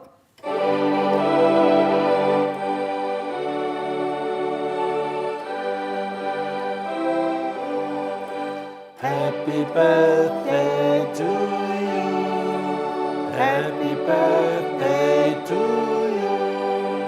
Happy birthday, dear father. Happy birthday to you. Manuia lawa sofana. Manuia lawa sofana. Manuia lawa sofana. Afana. Manuia letua. manuia tele lou aso soifua aufaga welese ia talusia ia alu no matua ma ave oe se faleʻiga pitsili na manaia ia faailoga ai lou aso soifua lelei aso ia me se foʻi nisi o le mamalo le atunuu ua lē maua soifua mai foʻi lenei masina tolefua ua galo lava iā te aʻu ona usu le pese ae pitoetā mai lau piano seʻi usu le pese na ou tilotilo atu i luga o pega tafailagi ua ono 15 tausaga o le soifua o le o le fetaleiga ia tupaʻi fasalafa paʻi fasalafa ia o ia o le faiaʻoga sa ia aʻoaʻoina foʻi le malo toʻatele o alo fanau o le matou tumālō e gata i matou i tumālō i lalo ia e faapena foʻi luga i oe ua i le tumālō foʻi ia le fetalaiga ia tupaʻi faasalafa tupaʻi faasalafa mai o i sagone a ua uteʻi lava i lou vavai atu ua ono 15 tausaga o le soifua e ia le vaiaso lena te anei ia gata foʻi ia o ia o se fai konseti lau iloa a o ia foʻi o se fai pese lau iloa foʻi tele foʻi o viviiga faale atunuu e maua uma ia sala te lē le aogā o le soifua tautua foʻi o lea auauna a le atua lea foʻi tamālii o le atunuu toleafoa pei o le taimi na aʻe mai ai ia le fetalaiga ia tupaʻi le vailini ia pasalafa ia e le galo ia teaʻu e le gata i le lalelei foʻi o lenei foʻi ia tamālii ia ae toe faamanatu mai le atunuu le vaitaimi o le fioga ia tolefoa finale a tatimu ia o'o ma le taimi o faasalafa toe sau ato e luga le musika lea faasamoa i le tulaga lea ia talosia ia isi tagata e suia ia telefoa saulelei a lau saunoaga na e pei lava o aikia sa atupaʻi ua uma ia isi ia muri ma. Ya, na to dia for time to for time. Na uma tu lo la ia le ngalo to la ia le. Isa wa pesi. Iuna tu la email la ia tu pa ia vai ding fa sala. Ya wa te mana tu le lo mana fuat. Pe la na tano no fa pena. Ono le ya il tu la email data mari. Ya o se tu la ngale le mo le tu no. Ele ngatai e amia tu nu uma la fanga. Ya alo fa mo winna lunga penga te fai langi lona talen sa fia finga ya wa fo ia ta mam ti na matua la fa lunga lunga penga te fai lang pe ia le te mana tua pe ia le tala le ro te mina interview i lunga le TV lau sa mo fa ne sa mo na wa le avele di pinga le kale si tau fusi fai le interview a ke lo si di me le si uso le na fai la o totalang mai telefo ai sian me we na we po evi ingole tua no fai atu le ai na mafua no na ia tele ni vi ingo le tu lungo penga te fai lang ia no te vai wa tele mo vi inga sakangi kau le ai ni vi ingo le tu la le o mafo faulua e pu e vi ingo le tu tu lunga ia na fe tau ia le fa pe vi inga sakangi mo le tu fa longo ai le ala tu lai me nei tu pai ding fa salafa ila foi na mai tau ai nu ia tele vi inga sa finga a wa fo fa fu anga le tunu I fa tunga fa sa mo le la mo mbatu tole fo tal tim ia so o mai lo ia ila la tilo e long ya kan yo la awal ba este fo mario fa kunga ko fo ka kim ese fo mario fa kunga le fionga ia po le talenga fo tu pai vai ding fa sala le sia pese le tu pai ke fe va ya o lona tau solo fo ina le fia Kangolo le su e mai pese le na ave itutuila pese le fionga fanlatai le sa wele le tama foi le te fa e fa no ai fa no Kilo kaos pese sele eu que minha mãe vai culpar e não esse não fia ele pese na e mawai no wata e ki fa fia na pese pe ata o foi temi o que kai mo ata ya le wa wi ya le tua ona ole so I fuanga lue ma so I fua tau tua tu lu fo yo ole fitalenga ya tupai ia te tari tonu e karosia ai ko ye se si kupai mo no mana ya ole to e tamai o finale o tupai vai ding fa salafa ile musika na te fatuina ile vi inga fata tau il pokalama moto sa mo ya tu sin mai se eu te mana au final e fa mana tu ai ta sindeia tamari sa mo ya le ngata I lona nanga I ala tulanga fa fa ya onga ya ala tu lai mai foi le mai ngol musika lunga ya tarosia ya so ole fau mal fau e so na alo mai ne taleni ya au to mai na vale to ya tu pa na te fatuina ai se vi o le moto sa movi ingole tu ona la fo mele ya ka no le to le fo ai fatino le vi le wa ona so malima ia tau sanga to ina na fionga ta pa fasino to le fo ya le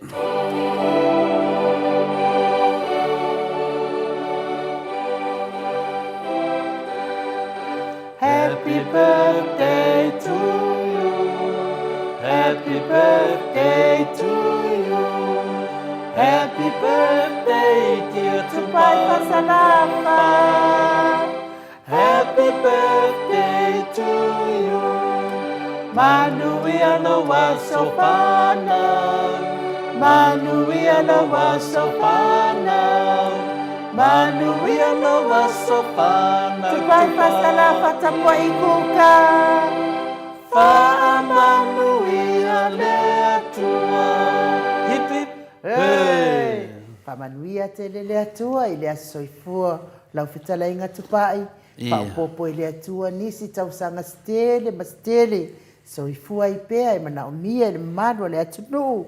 Ia e me se fo i pulenga fa le e kalesia ia me se fo i tonu a fio anga to fa manino ma to fa le loto ia o le to le utanga fa le atua ma le utanga mamau ia wale pui pui o tato no tato kalesia ia e me se fo i tonu a inga fa manuia le atua ia mai se vi inga na le atua e salangi ai fo i le nanga le lei ma le whaupopo ina pea o soifua le mamano le atunu Moi. ia o na tātou o lea i le whaiunga o le tātou pokarame.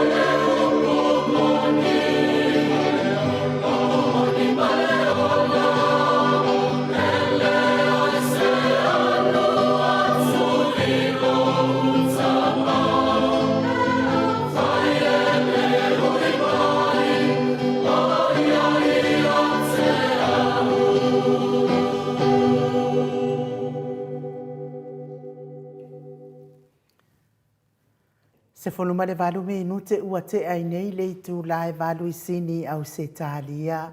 Le vi ingo le atua na saunia le au fai pese katoliko mai fale se la uta pe ono tau sila sila ma mai mua mai ai. Ia o le au fai pese lea mai fale se la uta. Ia o le fale tu o le fisosoani. Ia o le tamaitai mai sala ilua.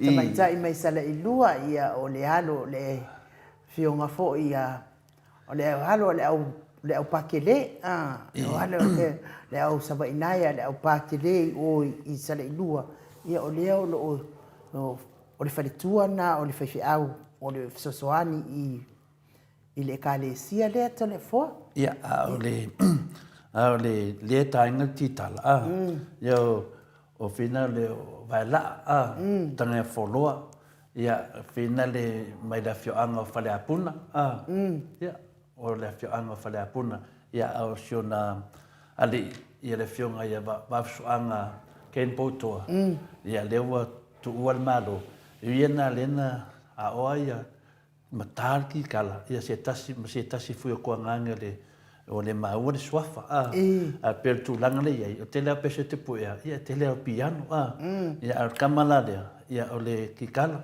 ia rope e finale afa ku mai nei e final tu pa e fa salafa tu pa e vai fa salafa e no winga kalpa ke o le fai mai ala fanga le mafa mai stui ia kuia le ngā malo e sau ia ingus ka kofi. Se le mafa, se sau ia i koe whapenga. Yo e, whapenga fo ia ewe tunonga, wha mai sau le leisa nuanga tole fua, wha ia kupai whaku se vi i o tato pokalame, ia whapenga, wha manatu ele vai keimi o whianga i eisa moa, mal polonga, i whainga malo pelo, ia mo i lava ewe. Manea fo le tala alafanga le mafa. Yo e, ai vai oto, on sai de fia aver ko inga ngona kofe na ka ur ke mir ko inga wa fo ma malo de tu no me le ta to ko kinga ngo aver ko inga ngur kofe ya on sai kofe sei ma le pap kalam le papa stu in ko wa ni petesa ya on ma fo fanga na alo ready me ta to telefon ai no ya manea ya ai fa fo mai e ta to telefon ya awina mai fo i le fionga le ata no te sa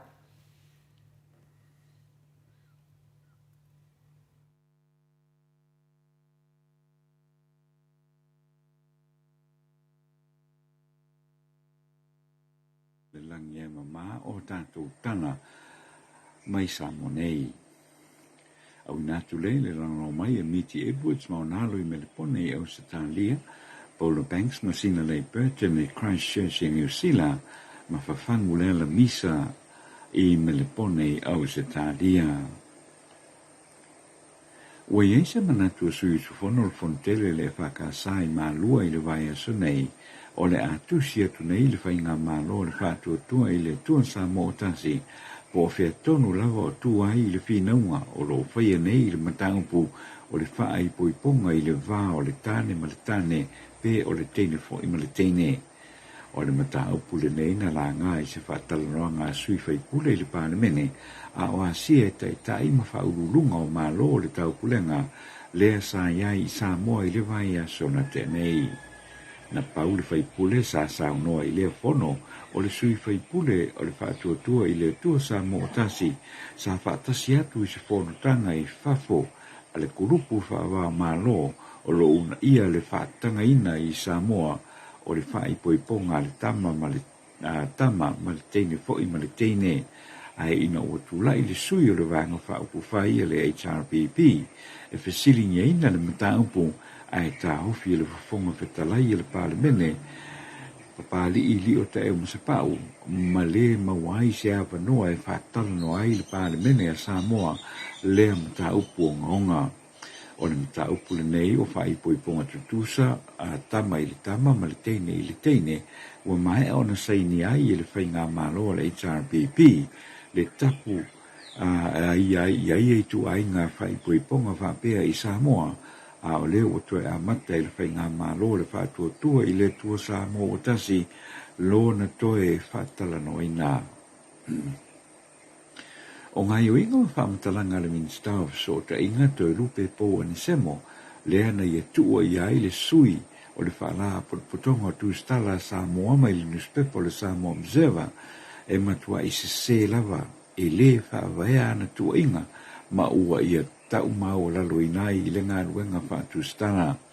O le suasuaina e toi lupe o le tustala po fea e au mai ai ana whaamatalanga, whaamatauina o le tumatei tustala le Samoa Observer, whaaleangaina o le newspaper e whai ngā ruenga i le tustala, a e meise o le Minister fo i le ngafa ma tustala a Samoa, wā tili ai o na matua i le tāla whiangai e o se Minister o whaasaralonga. O ia ngai o inga o le tāla whianga iai o ia o le Minister ma e manatu ai le Associate Tustala Samoa ua te tau na whaamawai le fionga a toe lupe po ane semo ai meise o le tau fi ai lea o le tustala mo le lua i tu la i le ofisa o le Liminsta o le mawhai ai o na nga ia tu e whaatino ia na ngā luenga ai tu ufisilingia. E mana tu telefou o te tau fo i te matai palemia ma le kapeneta o na whaia se whai unga i le Minsta ofisa o ta inga i lana ngā yo inga na whaatino pe a whaapea o lo o ia muri ta ia le anganga o le whaia o le mea tonu ma le mea moni rule of law pe o le tausisia o le tūla pono. O le amatanga le vai asunei a usuia le sportanga so whaatasi mo tunu o le Pasifika ma Asia a tūtu tonu na whaalau ilo ai le pestene o le mano intia le remote se vaenga o na fesosani mo tunu umo le Pasifika e au fi ai ma le whaavaina se whalamai i fiti e whaapitolava i ngase o le whatu e whaapea o na ngai umatu iai ia ngase o le whatu a le Pasifika.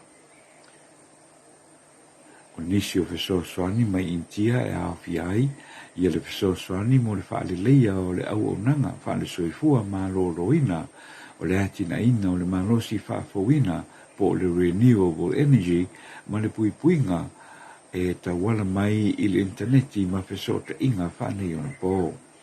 O fesoso ni umole a whaatupeinga umalea e le malo initia e hawhi ai ma le whanmai whaapitoa lea o le a whaatuina i fiti e le ngata i le tutongi o tangata poto masani whaapitoa i ngase o le whaatu o le whaatoto ngaina e ala i masini ma le poto masani mana o mia mōlo na whaangai o ia. Whaalia e Presidente Mauri o le whaavaina i o le neipolo keti tele e a mata i le nofuanga tūtonu i fiti o na whaasolosolo ia i loa lea i atunu uta i tasi o le Pasifika ma o le angao si fo inisi vai la au fou ma tonga fitinga fou e whaamalo si ai le leisa au nia o vai la au ma tonga fitinga fou e fo iai whaamai e tūla i mai e tūtonu o le lio o le Pasifika.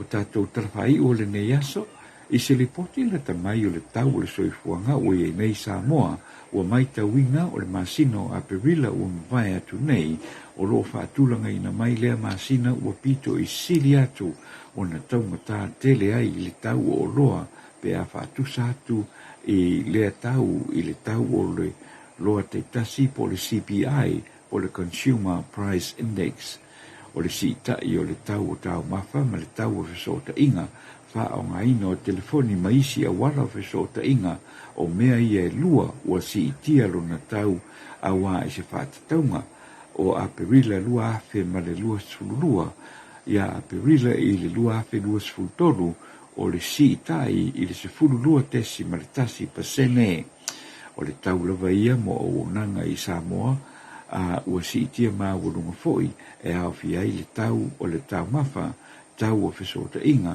o le au onanga a le interneti ma pasese tutongi i feo inga i ta vale whaava malo, po wa lele whaava malo o le tau o le moana si itia i le lua ono te si marvalu pasene o le whalawa mata si itia i le fulu valu te si marvalu pasene susu o le Avondale po le Devondale se fulu tesima le lua pasene i a mata fitu se fulu tolu pasene koko Samoa e fulu fa tesima le tolu pasene noodles e lua fulu fitu tesima le valu pasene nga o fai me ai e lua fulu tolu tesima le valu pasene tau OPP e tolu fa tesima le fitu pasene pateta valu lima tesima le ono pasene ma le tele lava o isi o loa sa li potia le tele o le sitanga wo ne iai i le masina o aperila o le masina na te nei lua fe lua tolu.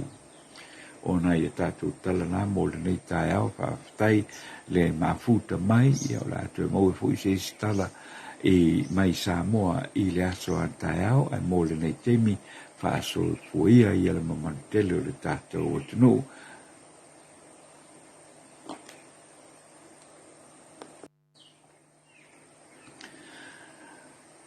Fifi lava e toi whatala whatu le vaenga o le tae au, ma lo le sui. Ia. O lea ua 29 minute ua te ai nei le tu lai valu sini au se talia. Tatou telefona mai le afionga le ata noa te sa. Ia ua fo i le whaafafonga mai le mamalo le atunu. E mo mori lava le whaamalo ma le whaafitai i le pūlenga fo i le usunga fono a le i whakasato le afoa pe ona whaafonga atu i tatou telefou. Ma lo lava fo i le uta mamao ma le tofa i fina ngalo lo loto i le mata upu pe ona au mai tatou telefou. Whaafitai se fina ngalo ua e o le tusi. Tusi sa o lava i le whainga malo po le ale tūlanga o le awhata tia ai le whaapuponga tusa lea na whaataltala noa ina mai ai toi tau fia. Ina i te i foi ua te ia ua le tala noa ina ia ai whaifo le latou to a tele ma pimea o le a te ia ua pasi mai ei fo i lea i tu ainga o tūlafono.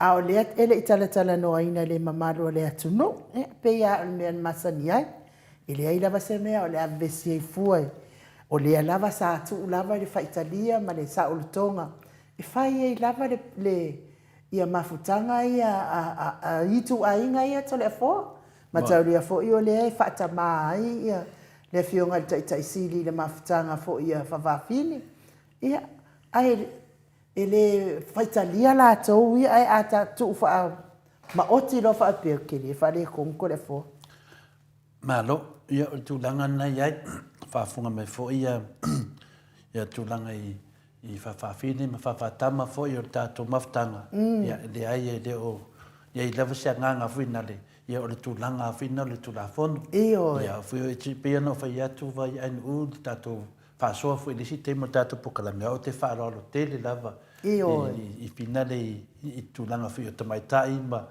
ia ma le tūlanga tama, ia ua vea whimana is fila to fina le fia le tu lang ya au ia te fa lo te le a o no melia ya mera ia tau tato mali le malava ya tato eu ia tu la fono mai ma tu la fono tu spa ia ya le ai lava se fa ina o mela ia terminate okay ya le tu no me eu fia la to ma tato ro tato fia lava ia a failo se me fa pe o fa tu la fono ina ia pe la wana ngona le na fa no no e ta tele fa no no la ia lato te fa no no tanga te fai unga la to la ia le ta u ne o fa nga malo so fa va so tu la fono ia le na wa ani ia e mai se me sini na fa fi loto tu la me le ka de sia malina levantato fa tali le mea ia e le tu ata male ngal venga le tua le foi wa sa se tasi fo io tai Ia le tai lea na pina lea ai no mo mitai se tava ai pina le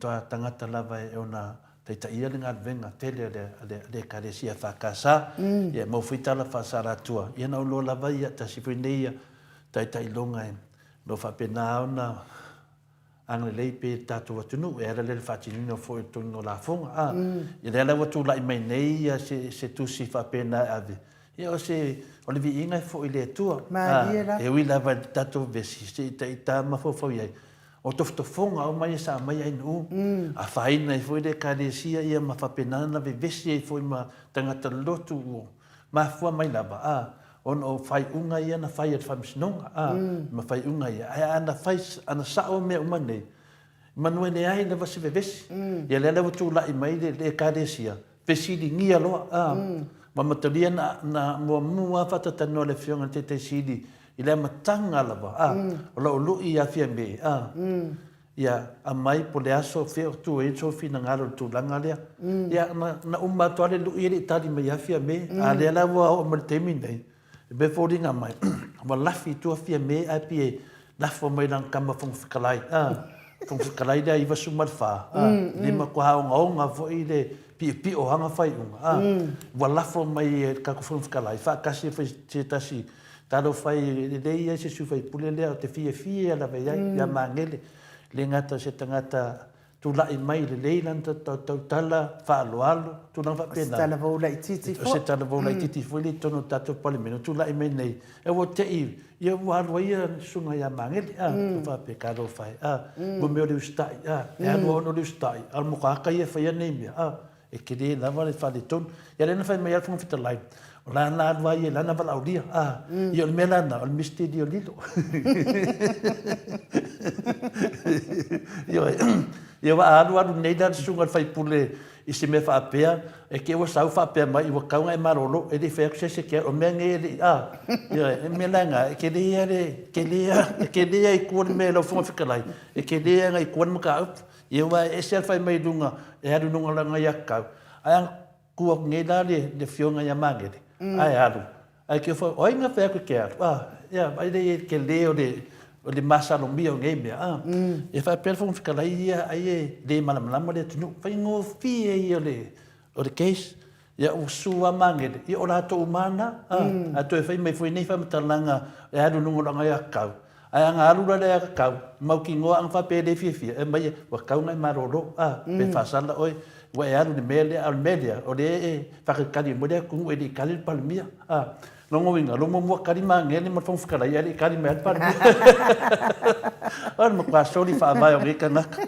Ia pe tu langa na inu ma moli a toile fa malo tu finga fofo ia le sunga fo ia le fai au to ina tu sa foi manto finga ia fa manuia la vale tu la nga ilu mo le kare si tele e fa casa ia tu la mai a wal man vio sa boa e ala de talo de tua mo se tato tunu ia pe o tali atu na e a mesi foi la fa tama fa tene ma no lava mo al fia pi de tua na le tua lava fa msinina ni mea ya al tu la fono tu spaia e de mafaila da no devo o monto si tu spaia mai mo pen fa pe de tu ever tu spaia tu sia do o mo stau tu ton ya te ena o mai tono le fion pa ia le tu langa ia o tali atna in na foi mita o mo tato telefon ma no fa tai tole a fo ai ai lava ni me le te fia ai lau fa longo atu ana nei i tele o mea le tatou te fa no ai pe o nei va le ai o mai ma tele o mea fa i unga pi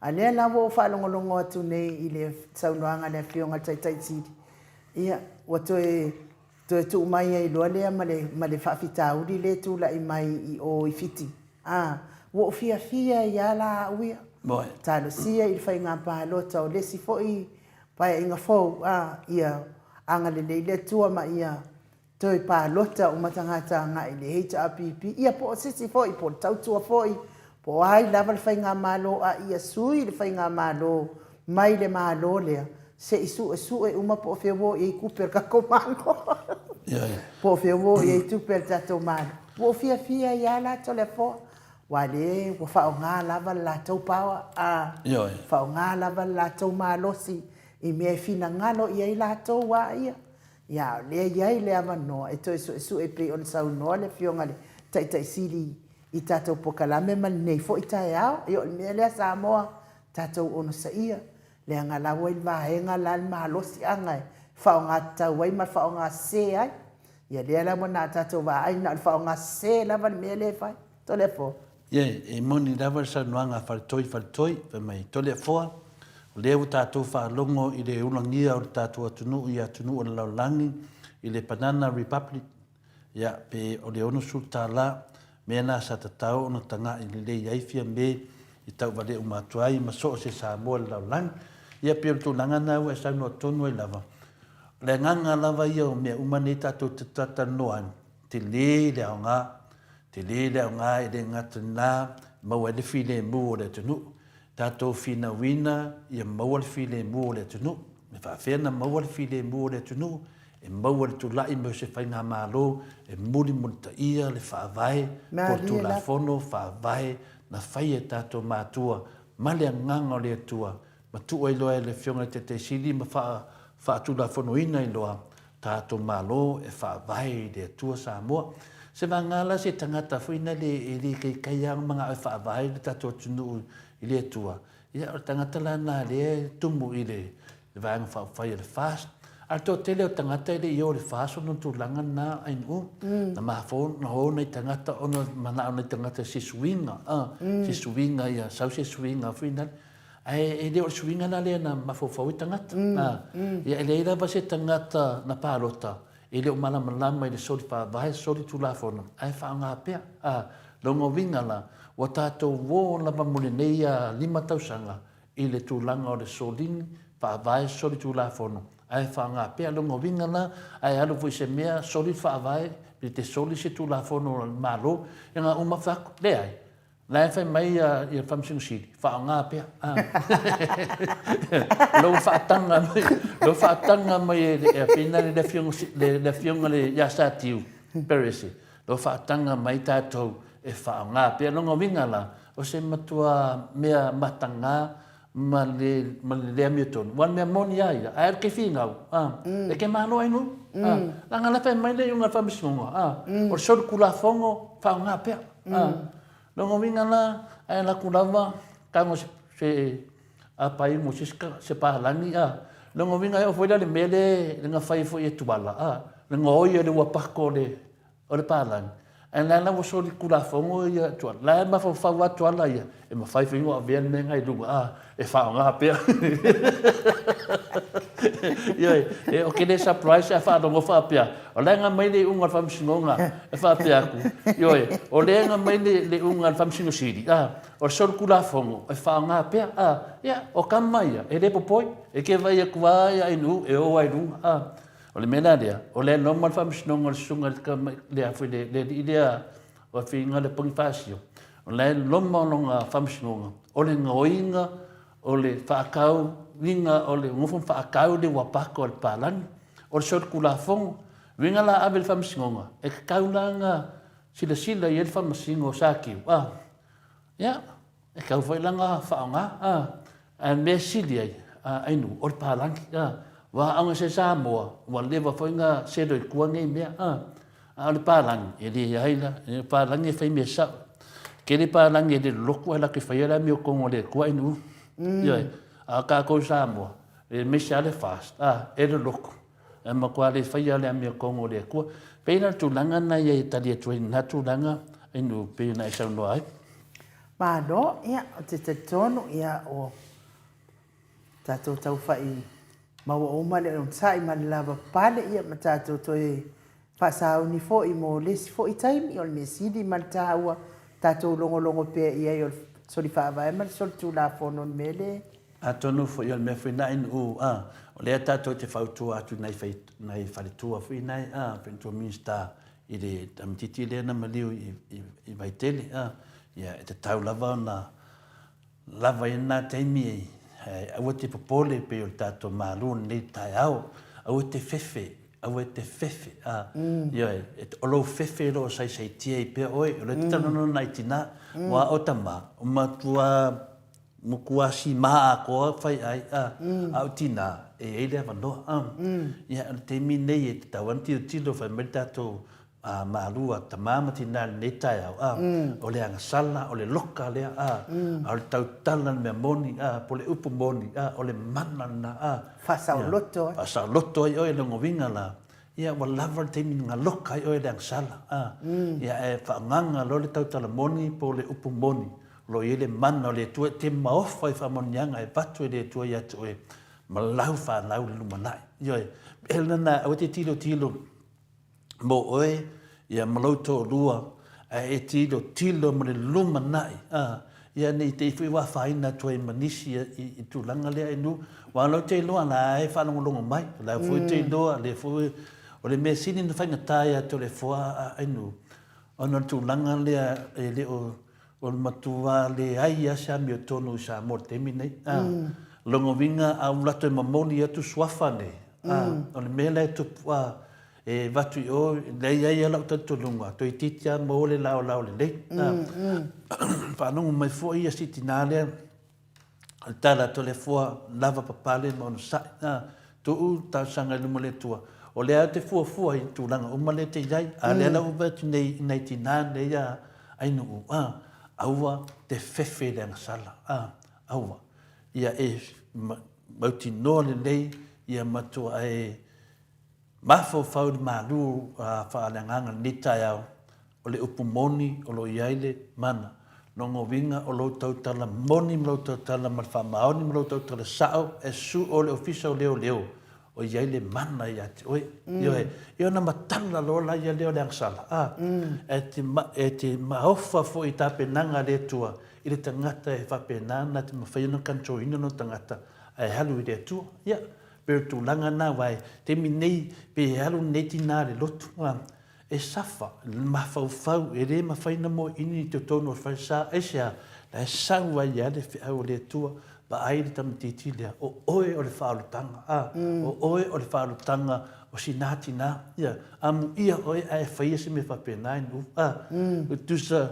e te wa ai le suinga oe na nganga o le tua an mena nā pio le tuetar sanga tuna ai tato anga i pe ia so lava whamanatu pea se yo o lava temi ia au le tūlanga ia to le fua se o whaatali pea le ofisa o leo leo tali pe ia le lao lei ia na batu le ia le a mesili o leo boitono tato moto sa mo vi ingo le tua ia me fesoso ani a wale mta o pufaita ia tali atu lea ain u pa te tele la mo mata senga foi to tele an mata autostusi nei ma lo lava i limfaina la wina to tele o to e fa mo wina lava i to i lunga nei e le se o tato waru le va lo nei aso yo te do to tele foi au facile lunga io te fa alo te dei ma nei ia le fa mai la to fina ngalo ia mai at fina ngalo le lei ia le lei mai lo fina ngalo le pi to te pisa in male paanga fai o le chapipi, ia to le fai uma tūlanga na,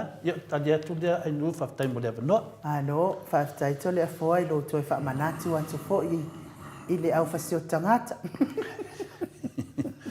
Ioe, ia, o tangata manganga. Ia o loo awanoa lava le ofisa o leo e te su lava o ia i whasau loto ai lo wanganga. Ia wai, e te le iwhai, e mele i tō pāle a mātou tina. Nā e lava e te le iwhai e o e sori tū la fono. A nā lava o e sori tū la fono o e fo i ma oe ia. I lo nofo umi ma nā wha afi tauli. Ia e le alu se i tō e tatala atu se awanoa e wha felesi ai fo i lau mānawa i tonu. Mane mānawa i whafo ina ua tu atu se avenga mamafa. Whai fo ua e amo le avenga mamafa. E feo lolo nā mamafa i le mamafa o tina e ana lo na alo. Lea tangi mai ala no na toto. Ia ai o te taritonu Samoa o tato pokalame na mo nei tai au. Moli wha malo mal wha aftai mafuta mai o mamalo sa tato watunu. Lungo le apio fōlinga, wha apia fō i lungo le YouTube. Wha aftai tō tusi wha alo mai, wha awhiloa i mai, wha manuia mai. E mai se le tele o tō whina ngalo i mawai manatu. Manangono al mauti Samoa vi ingo le atua. Tapua i mai fō i o le. Manu le atunu i maota malawa i tena ma ta mama atua tono whare ngā luenga Rina Malaki ia manuia le avenga le lori le ne yaso whapia fo ia lunga le ala tele le fe na le whiwa ia i o le mamalo le atunu ono ngā luenga ma tiu te whai wha manuia tele le atua au ma le atua lo waso e manuia ai mea umai whaia ia a whai fo ua ka uosor ki ngā le uru ki il pese pai whasarafa le ngā ave i oi i o tutuila ale afio anga whalatai ia e te maua ia e nā fia male ata ia pe ki fo i sau pese lotu pe ai fia mafuta i le tua ia e manu ia i lo waso ia ai a whai fo i wa sala senga ngana to le afoa ma ainu u ia e le poto lava le tautai ai le atoa atu i le urona waa ai wha moe lau tō wha tupu ma le wha tamali ma ngā loa i le au nanga nei Tatou toi whailoa i tatou pokalame le aso atai au le itu lai fitu. Pe apo le alofa le atu e momoli i ailo soifua ma so mātou wola ai wha soifua ia Samoa. Mai le maota Samoa o vi ingo le atua i sini o Setalia.